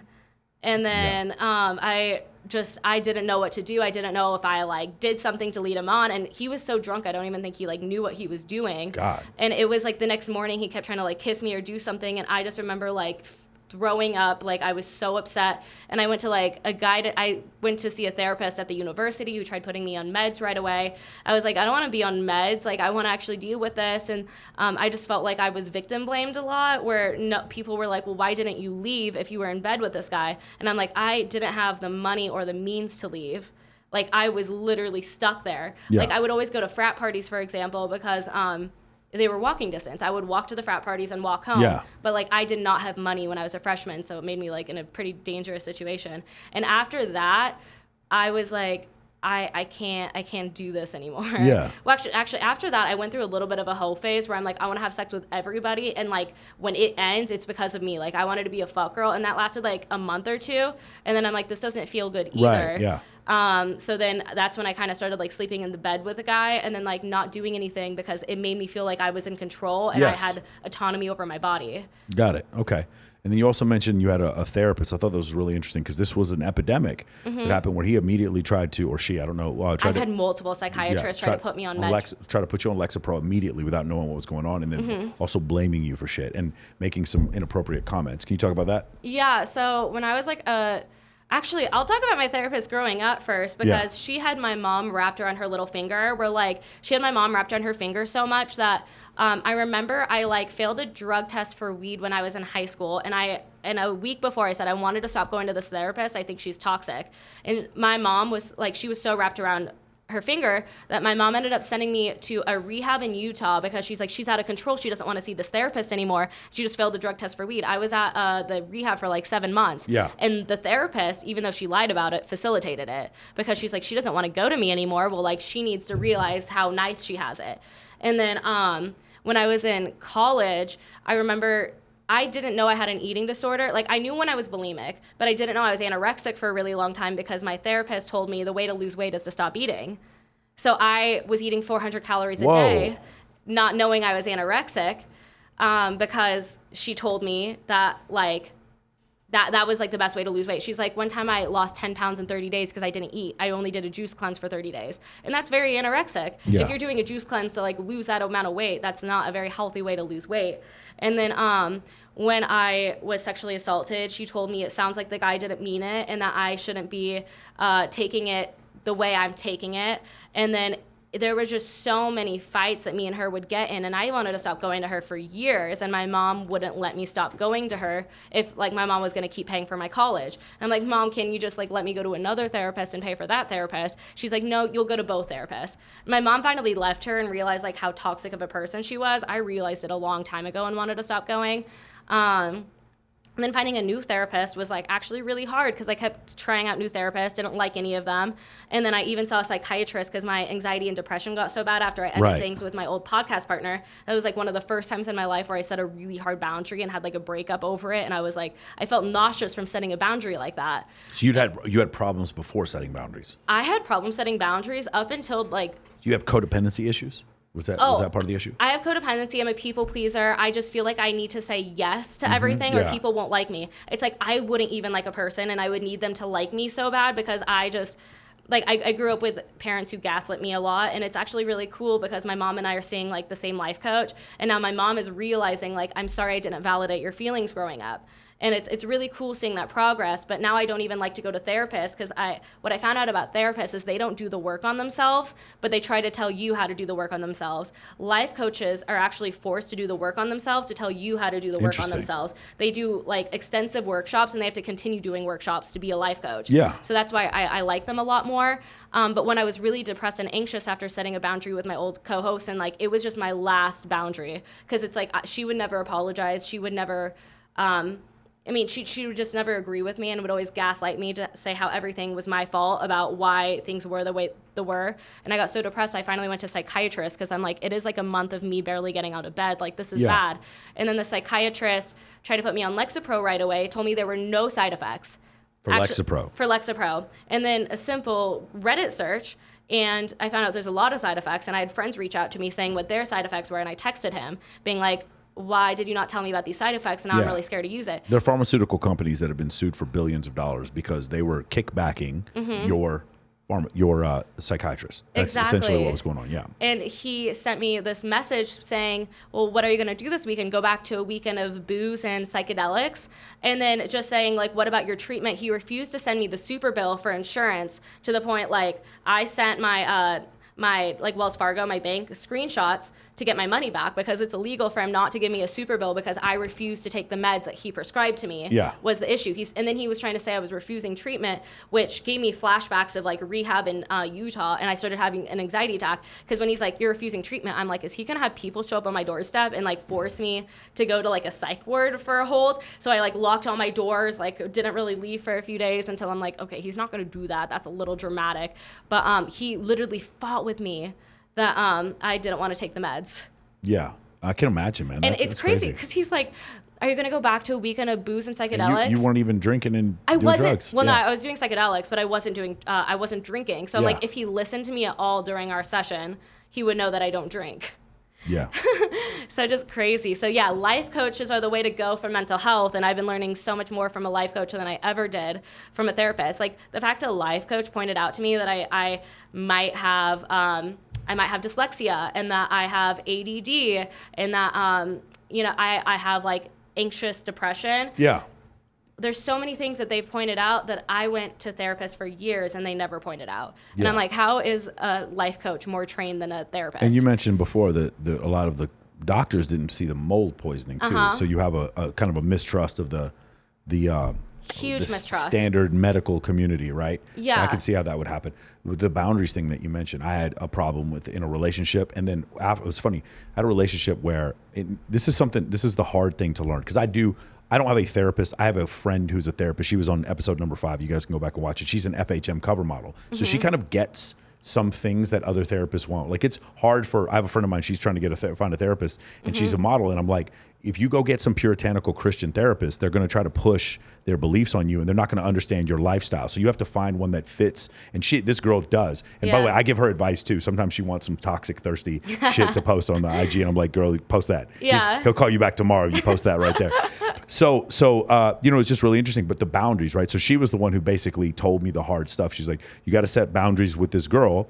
And when I did, I started, one of the things that they'll do, and I don't know if this is a situation you had, is they'll say, don't talk to this person, don't talk to this person, don't talk to, ladies and gentlemen, if you're listening to this and the person you're seeing is telling you that their last 3 exes are crazy and don't ever talk to them, you might want to go ahead and have a conversation with one of them, because you're going to find out quicker that all of a sudden that's not their real name and that's not their real job, and then you're dating the Tinder swindler and all that other shit. That's how you're going to find that stuff out. So once I started questioning all the things in my relationship and set a boundary there, and then finding out that nothing was true, then I started looking at the same situation with my business. I'm like, hey, you haven't paid me in like 6 months, 7 months. So he's like, this guy is crazy. This guy is crazy. Don't talk to any of these people. So I went and talked to all of them. And sure enough, in both situations, everyone else that I wasn't supposed to talk to, their stories synced up perfectly. Yeah. And then you start realizing you've been gaslit. And that's one of the situations that happens. But you have to set a boundary to do that. And you feel sick. You feel sick because you're the closest people. Yeah. It's really hard to set boundaries. Like when I first started doing it, it would make me physically nauseous. Yeah. And then when I first started setting boundaries, I have lost so many people who I considered family in like the past year and a half. Can I recommend Farah Grey? Do you know who Farah Grey is? I promise you, go look on TikTok for Farah Grey stuff. Yeah. Farah Grey has one of the greatest TikToks I've ever seen in my life. He says some people in the world are mad at you for shit they did to you. Bro, his stuff is so good. He's like, he goes, I'm the ex that nobody has to worry about, because I don't want none of them back. You should watch his TikToks. He's amazing. He used to live in my building here, but he's blown up. He lives in Malibu now, and he's an author. But I would highly, if that's an issue you have about losing friends, you should listen to Farah Grey. Yeah, it's actually crazy, because I always have said, like, if someone says how many people they don't like, it's usually then that's the problem. But the more boundaries I've been setting, the more people I realize I really don't like. And I'm not one of those people to be like, oh, well, they didn't respect my boundary, so I'm going to hold them in a different place in my life. I'm like, no, I don't think I want them in my life at all if they're not able to respect very simple boundaries. Yeah.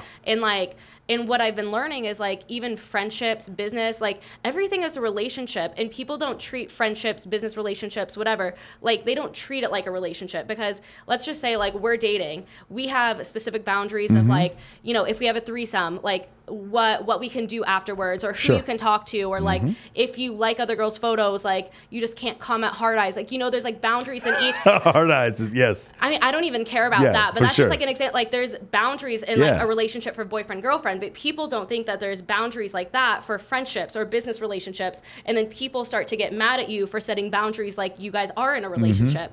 And then when I started doing that, I lost managers, I lost my old agency, I lost my old podcast host, I've lost multiple friends, and some of my friends just outright would like, I thought they were my good friends, and like they would take money to like basically manipulate me in the industry that I'm in.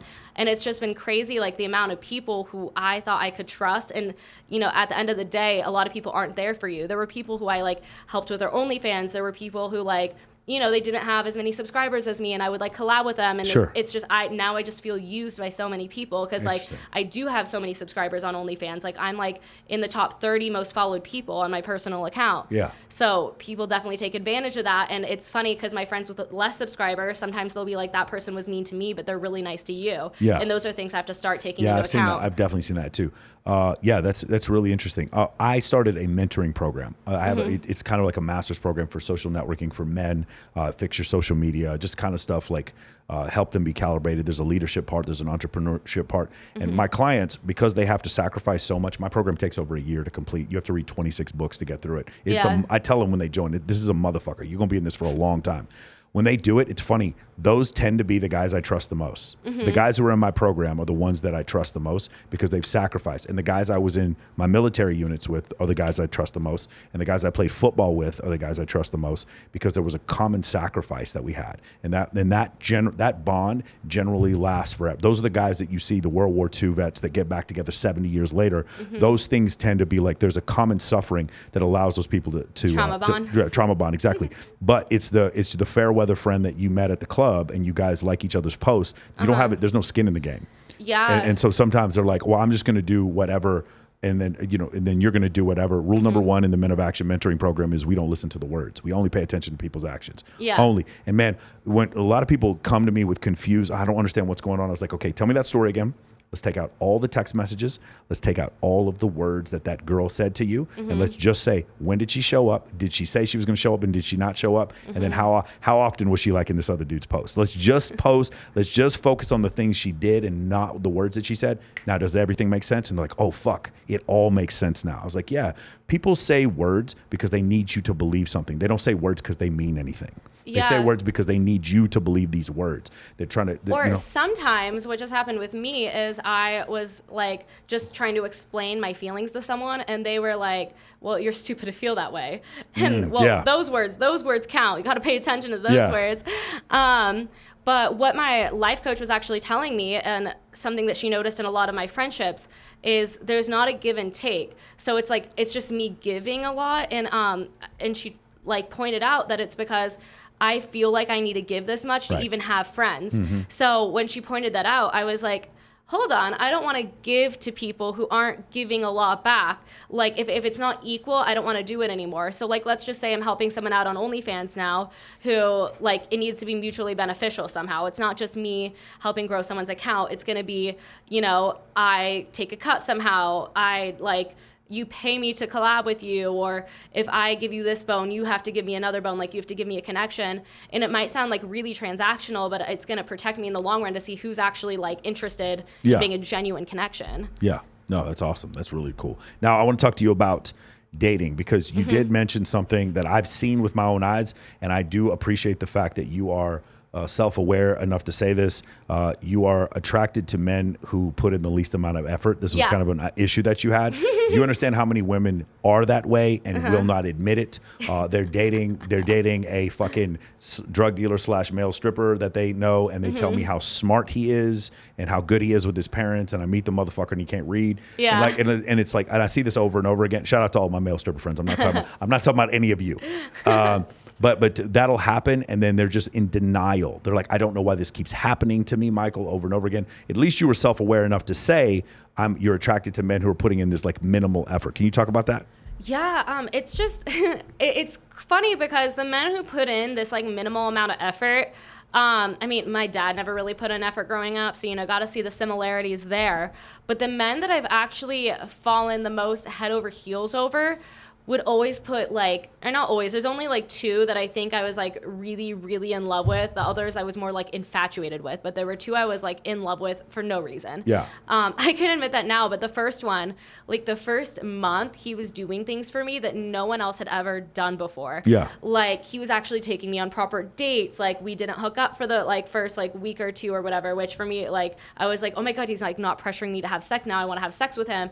And it's like, he would like, we had classes together and we'd have like study dates and all of his friends knew about me. And then all of a sudden I started noticing like, why isn't he inviting me to this party? He always invites me to this party. And it's like the tension just started like waning, slowly going away to the point I became like crazy about him because I'm like, he made me feel so good about myself for the first month. Like, where is this going? And he was hooking up with other girls. From what I found out, he always denies it. He was like, well, when do I have time to hook up with other girls? And if he's not blatantly saying no, it means he's doing it, but just trying to like make it seem like he's saying something. And then he broke up with me like the last night of the semester. And then we started talking again like a month later, and he came to visit me in California. And, we were talking again like on a daily basis or semi-daily basis. And I found out there were 3 other girls that he said he was talking to who he told all of us he wasn't talking to anybody else. And then he ghosted me out of nowhere and all of a sudden had another girlfriend like 2 weeks later, and I flipped out at his frat. Flipped out. I was like, and he told me I was embarrassing myself. I was like, you were just with me this amount of days ago and you have a girlfriend now that I didn't know about. I was like, and I have never yelled like that. And then he was telling this girl, this is just some crazy girl I've hooked up with. And then she was telling me, you really thought this like frat guy was gonna date you? And I'm like, he did date me. And it was just like, and I was like obsessed with him for like a year. Like even after we broke up, we continued hooking up for like a year and a half after that. And I just remember like my final red flag was he wanted to like see what I would do. He's like, I bought a gun, I'm gonna kill myself. When he was like really fucked up. And I was like, that was my last straw because the amount of like emotional toll that took on me, it was crazy. And then there was another guy who I was like, have you looked up borderline personality disorder? Yeah, because that's what you just described sounds like borderline personality disorder. Borderlines, a lot of threatening to kill themselves. Right? No empathy, and a lot of threatening to kill themselves. Maybe. That could be. I don't want to like diagnose him, but there were a lot of issues with him. But like the amount of attention he gave me was just like, I felt so great about myself. And then the only other guy I've like really been in love with, like we were never officially dating. And I thought that he wanted to date me because he was mentioning meeting my parents. We would talk every day. We would like FaceTime so often. And it's like, he would reply to almost all my stories. And it's like, he mentioned meeting my parents. So I'm like, oh, like this is totally like a relationship. Like he's trying to meet my parents. And then all of a sudden he's like, wait, I'm going to meet your parents. I don't want you to think I want to date you. I was like, why would you mention it then? And after that, I was still obsessed with him. Like, and he gave me so much attention at first. And then I was still obsessed with him for like 8 months after that or something like that because I just remembered how good it was at first. And he gave me no attention after that. He's like, I don't want you to get the wrong idea. And I'm like, don't worry, I won't. But I remember I'd send him text messages. And this is another reason I don't like to drink because like I would send him text messages when I was drunk. Being like, why don't you like me? Or it wasn't like, why don't you like me? I'm like, why don't you want to hang out anymore? Like, we're supposed to be friends, right? Like, why don't we hang out? And it was just like a lot of embarrassing shit. But actually, me and him are still friends. Now that I've like calmed down and I'm like not crazy in love with him anymore. And honestly, now that I like can look at him in a platonic sense, I'm like, it wasn't going to match. Like, we don't have, like, there's, the chemistry was there, but there wasn't a lot past the chemistry. So I've just been, I don't want to date anyone. I don't want to do anything until I figure out what I want in a person. And I want to get to know myself more because when I'm dating someone and I don't even know myself, I'm just choosing all the wrong fucking people that resemble my parents somehow. Okay. And it's like, I need to focus on bettering myself so I can pick like a right partner. And my life coach is like, well, you need to make a list of things that you want in a person, to date in a person. And I've like made the list and she's like, well, did this guy check this off? And I was like, no. And it's like they wouldn't check so many things off. But attraction's not a choice. And also you're 24, right? You don't have to know. I tell my friends who are 24 all the time, it's like, oh, yeah, you don't have to have the $1 billion idea right now. It's okay to like not know. I'm 44. I know what I want now. I'll tell you, when you turn 40, you get one superpower. That's it. Your back hurts and you fucking feel old. But other than that, you know exactly what you want. You go to the fucking restaurant. You do not have to wait to order. You know exactly what you want. When you meet a girl, I'm like, I know I like you. It's very, very clear and open. That's one great thing. But the rest of it, like sometimes it's okay for you to not know all the time. And now I have to ask you about the opposite now. Yeah. So if you meet a nice guy, right? If let's say I introduce you, this is my friend Tom. He works Doctors Without Borders. His wife left him. He's never cheated on anybody. Good looking dude. He makes $300,000 a year, and he goes to Namibia to fucking like save children and all this kind of stuff on his off time. This dude is nothing but a fucking empath. And you go on a date with him, and then what happens? Actually, so I won't say for like this guy specifically, because honest, I like guys who are more creative. I don't know why doctors are just a turn off to me, but like I like creative guys. Okay. But I do know I like that in a man. So there was a guy who I met back in June, and he was so fucking kind. Off the bat, he's like, I really want to fuck you. However, I don't want you to get the wrong impression. I'll take you on a date and I want to get to know you. It was like over a month of us just getting to know each other. Yeah. And I was actually really into it. Like the way he would communicate with me, the things he would say to me, I was like very, very into it. And then I was like hanging out with him, and then I just like noticed that like he would kind of form his opinion based off of what my opinion was.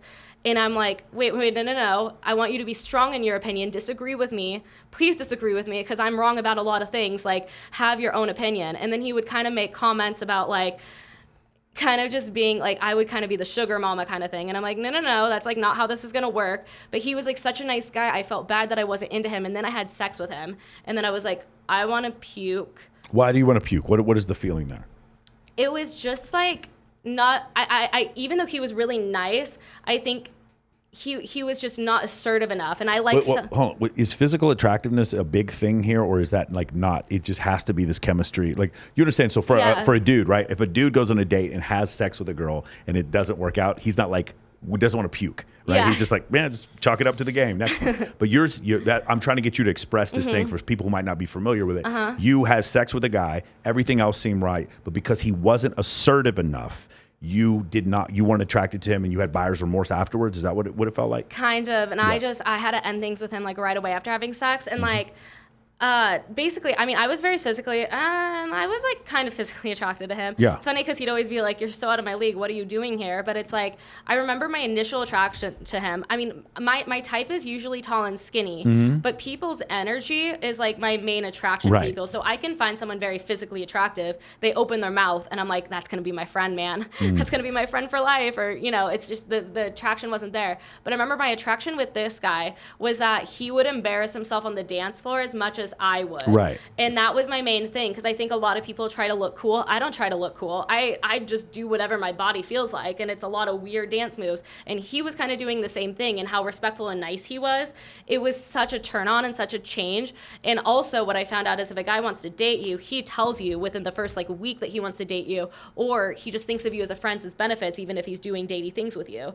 So that's what I've heard from a lot of like relationship coaches. And this guy, on the first day I met him, was like, I am interested in getting to know you and dating you. How old is he? How old was he? He was like 30. Okay. Yeah. And it was just awesome. And then just like the more I got to know him, like the initial attraction was definitely there, but the more I got to know him, the more I thought that he was very codependent. He kind of, like, I have a very strong personality, but I also I've noticed, yeah. Yeah. I also like people with strong personalities, and his personality just wasn't strong. That makes sense. It was very like, whatever you want, babe. And I'm like, no, give me pushback. Like, give me something. Because I do like some of my best friends, like, they shit on me all the time, but in a way that I really appreciate, because I'm like, this is love. Yes. But you can't do that on OnlyFans. Remember, guys. You cannot shit on your friends, literally, on OnlyFans.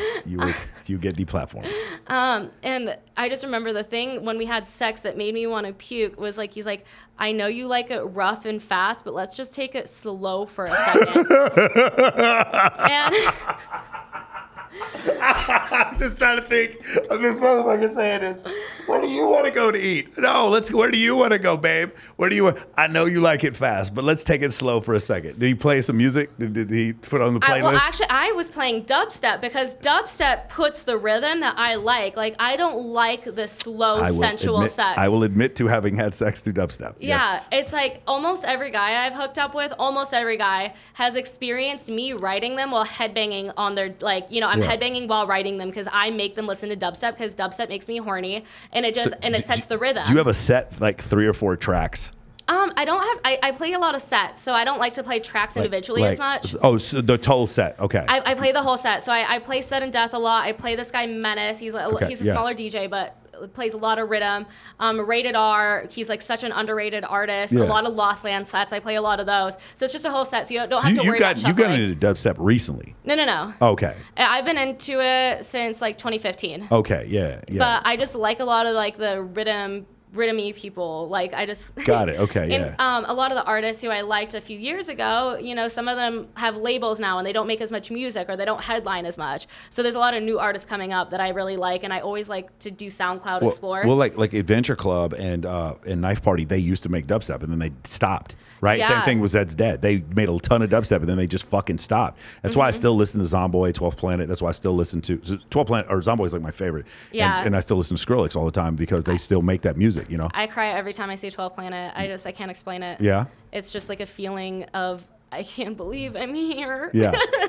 Yeah. Sudden Death too. Sudden Death and 12th Planet. I cry almost every set, and people are like, "Are you okay? Like, are you sad?" And I'm like, "No." When I get in the cryo chamber when it's like negative 270 in there, I listen to like Red Lips by Skrillex and Zomboy. Yeah, like, that's the song, and I start dancing in there to that song because that keeps me from like freezing to death. You know? Yeah, but then when you're having sex with someone, it's like the 140 BPM, and I just like that rough, really fast sex, and like the fast sex is what hits my G spot. The slow sex never. So you never do drum and bass? You never have sex with drum and bass like Andy C or anything like that? I'm not as into drum and bass as I am into dubstep. I don't know. There's just not as much going on. Not as many like dinosaur noises. But I like to fuck to dubstep, and like the guys who I have like the best sex with are usually the ones who like fuck me just so fucking fast that it's like, but some guys I guess like to take it slower so they don't come quicker, but I'm like, come quickly because in the second round you can last longer. Right. Just don't be embarrassed about coming quickly because we can do it again. Is everybody writing this down? There we go. Everybody write this down because like if we have to have less enjoyable sex for like a longer amount of like I'm not enjoying. I remember saying like I don't even think he came, and I'm like I want to go to sleep. I don't want to continue fucking you because I was just so repulsed at that point that he's like, I know you like it fast, but let's go slow. And after that, I'm like, I remember the morning after and then he called me darling. He's like, darling, like, how are you doing? And I'm like, are we in the like 1800s? Okay, so now you brought up another point. You mentioned dating women or like being attracted and being with women and being with men. And you said with women, there's so many different things you have to deal with. And with men, there wasn't as many different things. Like you even said like guys in general, like, oh, thank you, honey. And you give them a blowjob. They're all happy. Like generally in general, they're all I know gay dudes would be happy with a girl giving them a blowjob. And then with women, everything you said you don't like, I know a woman who very much likes it. And what makes it harder is me as a man, I'm supposed to just get it, right? No, I communicate. Okay, I communicate you communicate. very clearly. So what I do is I become friends with all their friends, and then their friends actually give me the lowdown on what they really like, and that helps me a little bit. But bro, it is like I'm sitting there. I can tell you the things that one girl abhors, the next girl cannot live without. And the most vile stuff I have ever said to a woman in my entire life, I tell them beforehand. I'm like, the safe word is watermelon. You just tell me the safe word. And then I remember one time it was so vile, the stuff that this girl wanted me to do. I sat at the end of the bed afterwards, and I like I'm her dad, and I'm like, honey, I'm a little worried about what was going on. And I just want to let you know I'm never going to do that stuff in public. Okay, all the stuff I said, that was never. I'm a little concerned that you wanted me to do that. But yeah, so it's interesting. Now you mentioned this, so you understand what you like. And I communicate it very clearly, and I usually give them a chance because he knew. The fact he's like, I know you like it rough, but let's just take it slow for a second. He knew what I liked before he even said that. And I remember even after we had sex and I wanted to vomit, I remember thinking I should really like this guy because that like the way he's communicated with me is something I haven't experienced in anybody else. So I really, really appreciated that in him. But then I remember I just gave him the last chance. I was like, please never call me darling again. If you're going to call me something, call me a slut, call me a cum dumpster, call me something that I find endearing. Because I find those terms endearing coming from a guy I like, because I think it's hilarious. And then he's like, instead of... Do you like that in public, or do you just like that when you're having sex? No, I think it's funny in public. Really? I think it's hilarious. So the problem is if we do that in public, now we get in trouble. Well, no, because if we're all laughing, it's a little different. It's not like you're gonna yell like across the room, like, yo, cum dumpster. It's like with our friends, just be like, yo, what up, cum dumpster. Like, be discreet, but be funny. It's like, or like over text message. IG comment. Hey, what's going on, cum dumpster? How's it going? Yeah, maybe not on Instagram. Yeah. Keep it professional. Yeah. but yeah, I'm very communicative about what I like and what I don't like. So I don't think a guy, at least with me, has an excuse to be like, well, I didn't know. Because like with every single guy, before I usually end things with them, I tell them I don't like it when you do this, and then when they do it again, yeah, of course, I'm like, I can't do this anymore. So I've always given that communication that they just usually don't give me. But I do appreciate this guy for setting my standard higher for men. Yeah. And it's like, I did give him a chance as a nice guy. I did give him a chance. It's just there was chemistry not working. For sure, that makes a lot of sense. And there's a lot of girls who would appreciate what he does. It just, the girl was not me. That is, I mean, I've definitely seen that. Like, again, I see a girl completely not like a certain thing, and another guy the dudes with face tattoos now. Like in 1995, motherfucker with face tattoos would get his ass beat. Yeah. And now that's the coolest motherfucker there is. And it's just, like, me and my friends are confused. We don't understand. And so things that women are into now, it just, guys back in the 80s and 90s taking steroids, getting really big, and now and other girls are like, I just like these skinny guys. I liked skinny guys before it was a trend to like skinny guys. People in high school would make fun of me. They'd be like, Adelia, you need to higher your standards, because I'd like these scrawny motherfuckers that looked like they lived off of cocaine. Yeah. It just looked like that was their whole diet. And I knew they ate food, but they were just so skinny, and I've always been attracted to that body type. However, like this ex in college who, told me he was going to kill himself, whatever. He was like, I was just attracted to his energy, and I couldn't figure out why. He was 5'9", and he actually had muscles, which I'm usually not into. Yeah. But I'm just so attracted to energies that, like, even though my type is, tall, skinny guys, like, physically I'm really attracted to MGK. Mentally, not at all. Right. So my type just doesn't really apply to when I actually like someone. Yeah. The other thing you talk about I thought was interesting is women over-sexualizing themselves on OnlyFans. So like one of the things where it's hard for you to grow because you're doing the same thing that everyone else is doing on OnlyFans. Yeah. And you're not letting them in. You're just over-sexualizing yourself. And I thought that was a really interesting point, because there has to be some depth in order for these people to grow with you. Yeah, if people just want to watch porn, they want to watch the most sexual fucking people. But if they want to subscribe to you on OnlyFans, you have to show something of yourself. You have to be vulnerable somehow. You have to show, each person is different. Like, I think my vibe is kind of like girl next door. She's really quirky. She's kind of funny. She doesn't take herself too seriously. But people can really feel my personality through OnlyFans. Even in some of my content, like I've had girls kind of get annoyed because I'll be like laughing during my content at like a joke I made about myself. And, some guys might not like it, but others, they're like, oh my God, your personality even shows when you're fucking yourself with a dildo. Like, they really like that shit. And I've never had anyone say that to me. Not one time has I had anybody say that to me. And Michael, you have no personality when you do that.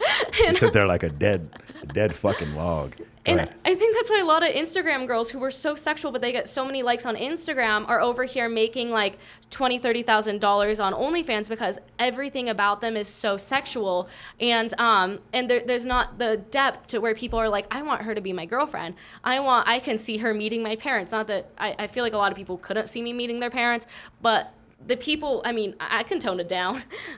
People do think like the quirky personality, they're like, oh, she could vibe with my mom. Yeah. Or, just something like that. Not everyone is there for the girlfriend experience, but people do want to feel like they know you to want to buy your content. Yeah.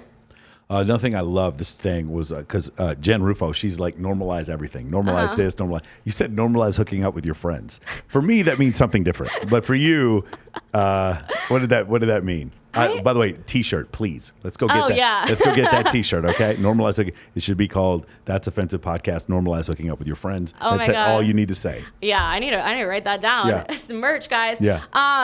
I have hooked up with almost all of my girlfriends. Your girlfriend. So that was the part, like, because. Oh, yeah. Yeah, I hook up with a lot of my girlfriends, not my guy friends. With your guy friends, you said you make things awkward after you have sex with them. Yeah, I really fucked up last year where there was this guy I had so much sexual chemistry with, and I couldn't figure out why I had so much sexual chemistry with him, because if we tried to talk alone in a room, I couldn't figure out what to say to him. Yeah. And he couldn't figure out what to say to me. We couldn't relate on anything other than the sexual chemistry. And he happened to be roommates with my best friends in San Diego. And I held out for months of like not hooking up with him, even though I really wanted to, until after my face surgery, I remember I just drank and I was like, I'm going to fuck him. If it's the end, like the last thing I do, I need to fuck him. And it's crazy because he was actually the second guy ever that I've hooked up with who really tried to make me come. And, you know, I kind of have a roster. Second guy ever to make me try to make me come. So I'm confused. These other guys didn't even try? No, they wouldn't try to eat me out. They wouldn't try to use my vibrator on me. They'd fuck me. They'd come. We'd go to sleep. And it's like some guys got lucky because their dicks hit my G-spot, but there were very few of them. So that's kind of the reason when I'm celibate, I don't feel like I'm missing out on anything. Man, this sounds like a lot of fucked up dudes. It's really a lot of frat guys, that many guys? Yeah. I keep forgetting you're 24. It's my bad. It's my bad. Yeah, a lot of frat guys. I keep forgetting you're 24. But the second guy ever. And I just remember, I mean, this was like kind of fucked up in my opinion, but some of his guy friends were like, you guys didn't set any boundaries. You guys were like friends who were hooking up. And then we kind of talked about like going on dates and doing this other stuff. And like we were friends. We had the same friend group. And I just remember one night his friend, because I was really good friends with all of his roommates, they invited me to go out and I was hanging out with him. And like, then he brought me to this other girl. He's like, I want to introduce you to her. She's so cool. He hooked up with her like 24 hours after he hooked up with me, brought us to the same spot, and then was dancing with both of us really awkwardly. And then I was like, did they hook up? Like, why are they dancing so closely? Like, that's fucking weird. And my friend was like, yeah, why? And I'm like, because I just hooked up with him 2 nights ago. And I was heated because it's like, he had, like, when he's like, I want to introduce you to this girl, like, I could have got the heads up. I could have got something. You would have been fine if he had said, hey, I'm interested in having a threesome with the two of you. No, he wasn't interested in a threesome. He just didn't know how to let either of us down. It was the most awkward thing. He just didn't know how to communicate. Oh, got it. Okay. He was just so awkward because he's like, to his roommate, he's like, you invited Adelia? Like, this other girl's here. Like, and I didn't know anything. I was just like, oh, it's another day of us hanging out. Like, let's go together. He's like, I want to introduce you to this girl. She's sick, blah, blah, blah. And then when we were there, like, I was kind of dancing with him, and then she was kind of dancing with him, and then it almost felt like a competition, and I was like, this is weird. And then I like found out they were hooking up, and I was pissed because I would have at least liked to know beforehand, like, and he knew before we even got in the car, and it was like a 30-minute car ride, that he was gonna, you know, hang out with this girl and try to hook up with her. He had like an hour to tell me, hey, this other girl is here. I'm actually interested in dating her. They're actually still dating till this day. It's hard. I've been in the situation, but I still say it. It's definitely hard. It would have been so much easier for me to go hang out with his friends who were in a different part of the little concert. He doesn't. But here's the problem, right? So here's the thing. A lot of women don't understand because they're like, how come we don't have open relationships? But the reason why men are like, when women, because I have a lot of female friends, and they're like, I would have been fine if he had just told me he wanted to see other people. Yeah. And then I'm like, yeah, but then other penises go inside of you, and he can't have that happen. Yeah. Right. 88% of murders. You should read The Murder Next Door by Dr. David Buss. 88% of murders are men killing other men over women. Okay. And women don't have the same rage because my free testosterone's at 950 and yours is at like 60. So that's the reason why. But that's the the reason why he did that is like, I need to figure out some way where no other penises go inside of her while I'm putting my penis inside of this. I'm just trying to, like, that's how his pre-plasticine fucking hairless murder ape brain is working. That's what he's thinking about, right? And so that's why men do this, because I talked about this before. The equilibrium for men and women have an equilibrium, but the equilibrium for high status men a lot of times is, we're in a committed relationship. We're not sleeping with anyone else. And then when you go to work, I'm going to go fuck other people. That way, no other people are having sex with you except me.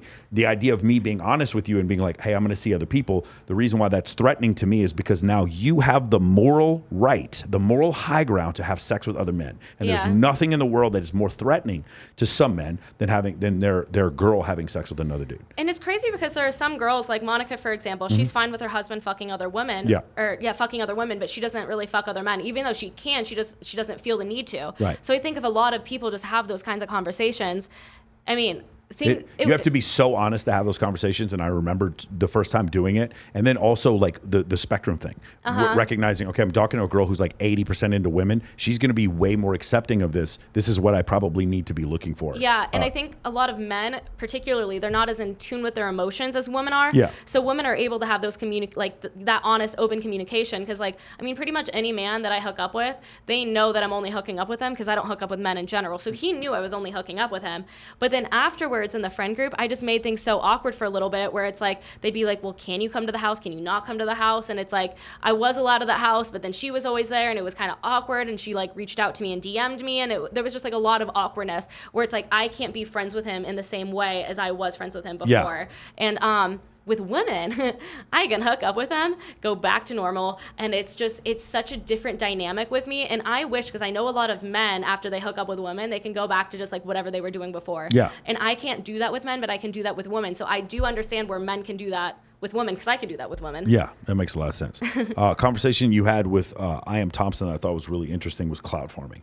Because I see this happen a lot where someone, especially there'll be a celebrity and like, they'll make YouTube videos just so that they can trigger the algorithm talking shit about the celebrity. And it's like your whole YouTube is based on you shitting on somebody who you're talking, you know what I'm saying? Like, you're literally, another example, what I love this is, it's not clout farming, but Nara Ford was on here and she was like, there's a guy who's paying subscription fees to be on my OnlyFans and he's talking shit to me.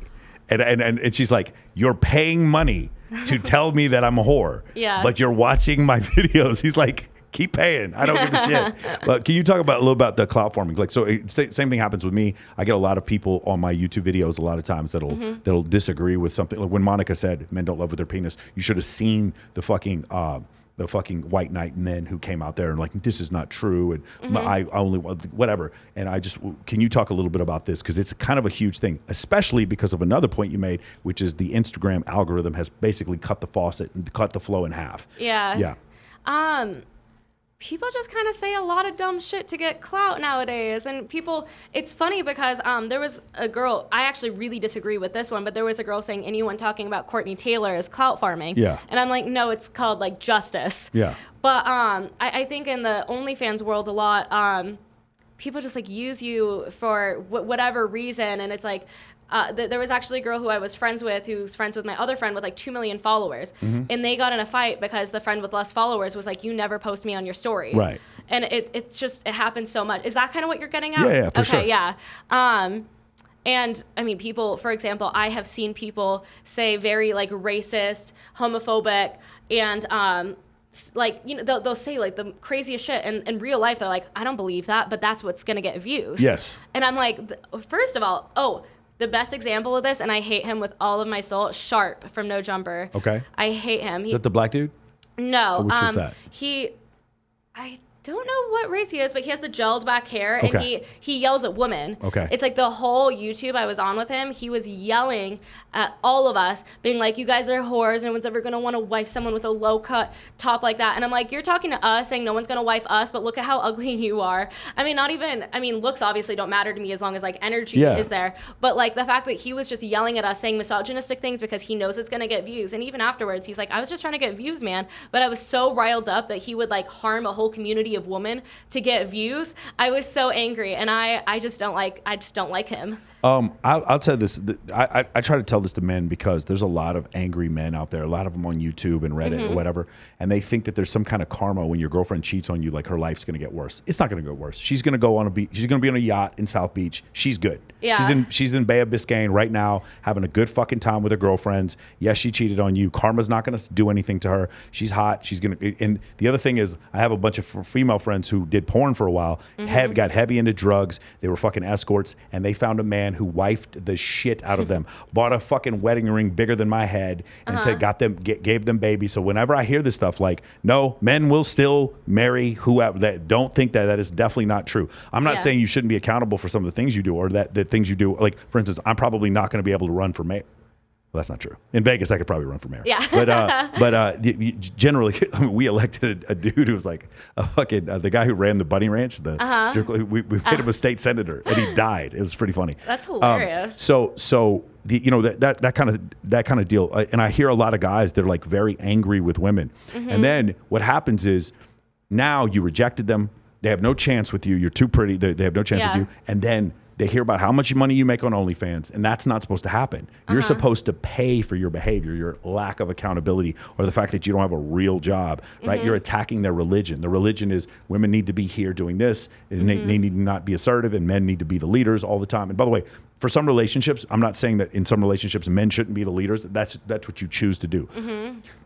Some women I know are angry at other women when they're like, I like to be a stay-at-home mom. Like you saw the thing that happened with Monica, right? Because Monica, not stay-at-home mom, stay-at-home wife. When Monica was saying, I like to be a traditional wife and I let my husband sleep with other women, there were other women that were mad at her. I understand if you don't agree with her, but you don't get to be fucking mad at her. That's her relationship, right? And then I know some men who are like, I only want to date a woman who is going to be subservient or going to give me compliance, as much compliance as I want. That's his choice. I don't get to be mad at him, but he doesn't get to tell all women they have to be compliant. That's where we have a little bit of difference of opinion. Yeah, and I mean it goes back to the whole thing, which with each relationship has different boundaries that you can stick to, and each relationship is going to be different with the boundaries. So you don't get to be mad at someone for having different boundaries than you, because everyone's boundaries are going to be different. But so many men just get mad, and I've noticed some of like the most engagement I get on some of my posts are me holding men accountable for things they say and do.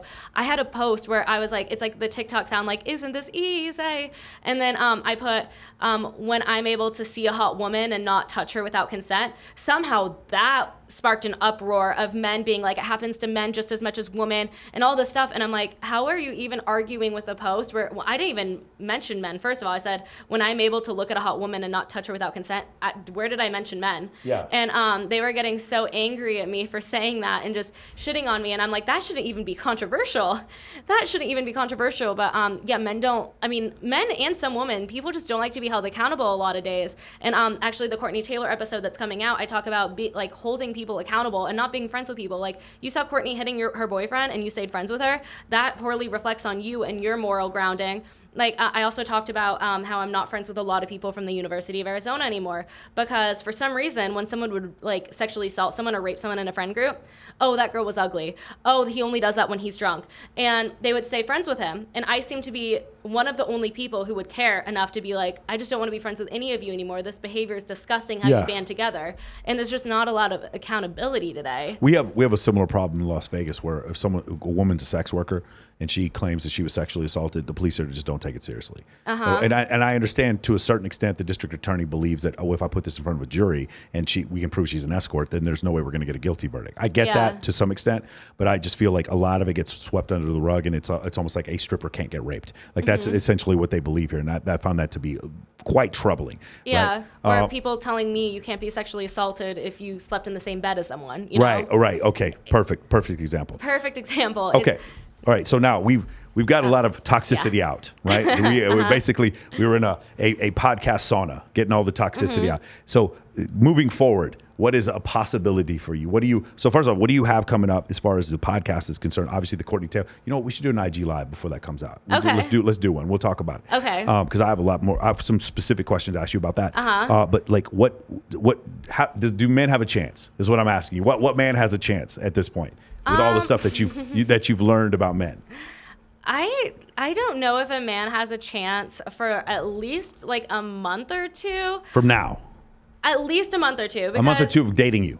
No. Oh. No, he doesn't have a chance to date me right now at all. I'm sorry. I'm going through life coaching. I'm going through a lot of changes. I'm learning a lot about myself. And I don't have space to learn about myself and to learn about somebody else. Yeah. Because then as I'm learning about somebody else and I'm trying to learn about myself, it might be mixed. Like, oh, this is what I'm learning about them, but I think it's what I'm learning about me. It'll just get mixed. And I just don't think I have space for another person right now.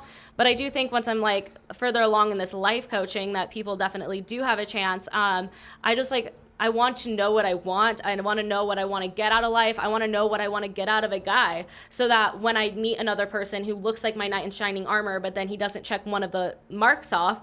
Like, for example, this is like a crazy one that I think a lot of people are going to be like, he needs to be willing to get a vasectomy to date me. Don't want kids, never want kids. He could just be on steroids. Okay, that's the same thing. He's not getting you pregnant. And because getting your tubes tied as a woman is really hard, and Yeah. I'm trying to get my hormones in balance, and I really want to get my tubes tied, but I have to get my hormones in balance first. So he needs to be able to get a vasectomy. Like, that is one of my, like, if you're not willing to do that for me, then, like, I don't want to date you. Yeah, that makes sense. So I just have to have my checklist of things that he needs to check off, or she, but I'm leaning more towards men. And, you know, if you check all of those things off, then yeah, I mean, like, I usually like tall, skinny guys, but I've dated short guys. Just comment in the comments, vasectomy, right? If you're ready for. I think a lot of men, I don't think enough men get vasectomies because everyone complains about child support. Shout out to Jerry Jones, the owner of the Dallas Cowboys. Congratulations on your new child. Go ahead. Yeah, and they complain about having to pay like child support, or like, oh my God, how am I getting all these bitches pregnant? Get a vasectomy. It does nothing to your manhood other than protect you from having multiple children with multiple women. Yeah. I honestly feel like a man should get a vasectomy until he feels ready to have kids. Like, that's just the most logical thing in my brain to do. But I think some men just equate a vasectomy with their manhood, which isn't. Like, you're just being smart. Yeah, that makes a lot of sense. Okay, so nobody has a shot right now. No, I mean, still shoot your shot, because we can get to know each other as friends first, and then if the sexual chemistry is there, when I get to know myself, you know, it can work out. Usually I like not stare, that's probably that sounds creepy, but I observe someone for at least a month or two before. This is just my pattern. It's not every single time, but I usually observe someone for a while before I decide if I want to like move forward. I'm the same. You got to give me a month. I need to observe you. That's before I figure it out. All right, awesome. What else do you have coming up? What else? I'm trying to get my podcast to, you know, blow up. So check it out. That's offensive, capital OF, for, you know, OnlyFans. What else do I have coming up? I'm finally like back on Instagram and like back on TikTok, actually going hard at it, since I had mold poisoning for a while. So I'm finally like getting back in there. Trying to think. I mean, my podcast takes up a lot of fucking time. Yeah, tell me about it. I have a guest coming up. Oh my God, I'm so excited about this one. But my friend Kristen describes like her open relationship with her boyfriend. Honestly, a lot of the things I talked about today about setting boundaries and open communication, she describes it in a like. I mean, she's a lot more evolved than me, so she probably describes it a lot better. So look out for that. Yeah. Also, look out for my Courtney Taylor episode, because fuck that bitch. Okay, there you go. You know who's not going to be able to see that episode? Courtney Taylor, because she's locked up. She doesn't even have charges pressed against her right now. Really? But she's still locked up though, right? No, she was at a bar drinking a few days after she murdered her boyfriend. What? So that's what I'm saying, because she's not being held accountable, because she's somehow claiming self-defense when there were no self-defense marks on her. Oh my God. So she doesn't have charges pressed against her at the moment, but they're trying to get enough evidence to see if they can press charges, which I'm like, I think the evidence is all fucking there. But that's just what's pissing me off. I definitely have some crazy content coming out on OnlyFans, so subscribe to me there. It's free. There's nothing to lose. It is free. And you guys can go to my bio and look for my OnlyFans link. You're not going to find it. Sorry. I'm not that evolved yet. Would you ever make an OnlyFans? There are things I cannot say to you on this podcast. Okay. All right, so cool. Very cool. Awesome, man. Well, guys, thank you so much. Where can people find you? All of my links are on It's Deelz, ITSDEELZ. I always do that, .com. I always do that now, because like if my Instagrams get deleted or everything is on It's Deelz. Yeah. So go find me there. Beautiful. Subscribe to my OnlyFans, please. Okay, there you go, guys. Jump on our OnlyFans right now. Dude, you know what? I'll put it in the link. Send me the link. I'll put it on OnlyFans. I only have, because I don't fuck men, I have like 3 sex tapes, so you can go through those. Sex tape. Oh, with men? Yeah. Oh, previously. Only 3 sex tapes with men. Because when OnlyFans was going to end, I was like, I need to get a or when they were supposed to ban. Who did you choose to do the sex tapes with? It was a guy who I had hooked up with during like my more like fuck girl stage, and it was someone who the sex was so bad the first time that I was like, I'm never gonna fuck him again. And then he kept messaging me that he was like down for OnlyFans content, and then when OnlyFans was like, we're gonna ban pornography, I'm like, I need to get this sex tape out now. And it was actually really good this time. And then he said he would do it for free. And then after we filmed it, he's like, actually, you have to pay me for this. What the fuck? Or you can't send it out. And then I like, this was at a time where I wasn't as good at setting boundaries. So I was like, oh, okay. So I sent him the money. And then the second time we made a sex tape, because we did on 2 different occasions, he was like, I'll do it for free this time, like, no worries. And then after we made the sex tape again, he asked for money. So now every time he hits me up, I'm like, no, you're just going to ask for money to make a sex tape with me. And I'm giving, like, I wasn't going to fuck you if it wasn't for OnlyFans content. And I think you knew that and took, like, I don't know. It was a fucked up. But the sex tape is hot. His dick was so like really big, so I squirted. I don't think you could see it on camera though. Okay. There was like, actually, this is kind of funny, but he would only film for like 2 minutes or something out of like the 5 minutes I'd be like blowing him or fucking him or whatever. So we'd have to like keep going. He would film for a lot shorter and be like, oh, we only got this amount of content. And I'm like, I know I've been fucking you for a lot longer. Yeah. It was just, there's a lot of toxic behavior there where I'm like, I wanted the content, but it's not worth it for my mental health. Okay, well let's try to avoid the toxic shit. Yeah. Right? Okay. Exactly. So I've been celibate since then. There you go. That sounds like For men. That sounds like a plan. All Yeah, right. sorry. Me too. I've been celibate for men also for 44 years. Awesome. Hey, man, so great to have you guys. We're trying to have a myriad of different people on. I hope you guys enjoyed the episode we just had with Jeremy Lewis where we were talking about building your brand on social media. I'm planning on having those fucking crazy ass flat earthers back. Shout out to those guys. I have some physicists coming back on, some scientists. We got a bunch of different people coming on. Hey, OJ Simpson, I know you moved to Florida, but we'd still love to have you on the show if you ever want to come out here and we talk about the 1970s football. It's gonna be crazy. We're really happy, Delia. Thank you so much for coming out here. I know you had a rough time. You had your car. You had a flat on the way out here. Not even a flat. It exploded. My tire exploded on the way here, and my car started swerving in all of the lanes. And then because one of my tires was gone, my brake stopped working. Oh no! And I was skidding on the road, and it smelled like fire because the tire just kept doing that. And then my emergency brakes worked after I got to my car was just slowing without the gas to 30 miles per hour. And then I put it on and my car jolted. And I was crying because it's like, if there were people on the road, I could have died. Like, it was so crazy. And I had my car checked a month ago and it was fine. And all of a sudden a tire explodes. So yeah, I almost died today. There you go. That was really scary. Well, you know what? She made it out here. We're really happy for that. Hopefully it wasn't some hater sitting there trying to cut your brake line or something like that. That's good. Awesome. Well, we're happy to see. I'm very excited to see what the comments are for this episode, and I'm really excited to see some of the future comments. I'm definitely going to watch the Courtney Taylor episode. Thank you guys all for checking out. Please like, share, and subscribe. Also, please leave me a review on Apple Podcasts. I can't believe how many people watch it on there. It's really crazy. Thank you guys. We got 54,000 downloads. For people to watch a podcast where I have models on, 54,000 downloads where you don't even get to see the girls. I am more than flattered. I cannot believe you guys come out here and do that. I really, really appreciate that. Thank you so much. When I see some of the watch times, some of them 40 minutes per episode I'm blown away. So I want to say thank you guys so much for helping me grow this thing. We're going to have an exciting summer. I've got some great guests coming on, and I will see you all next week.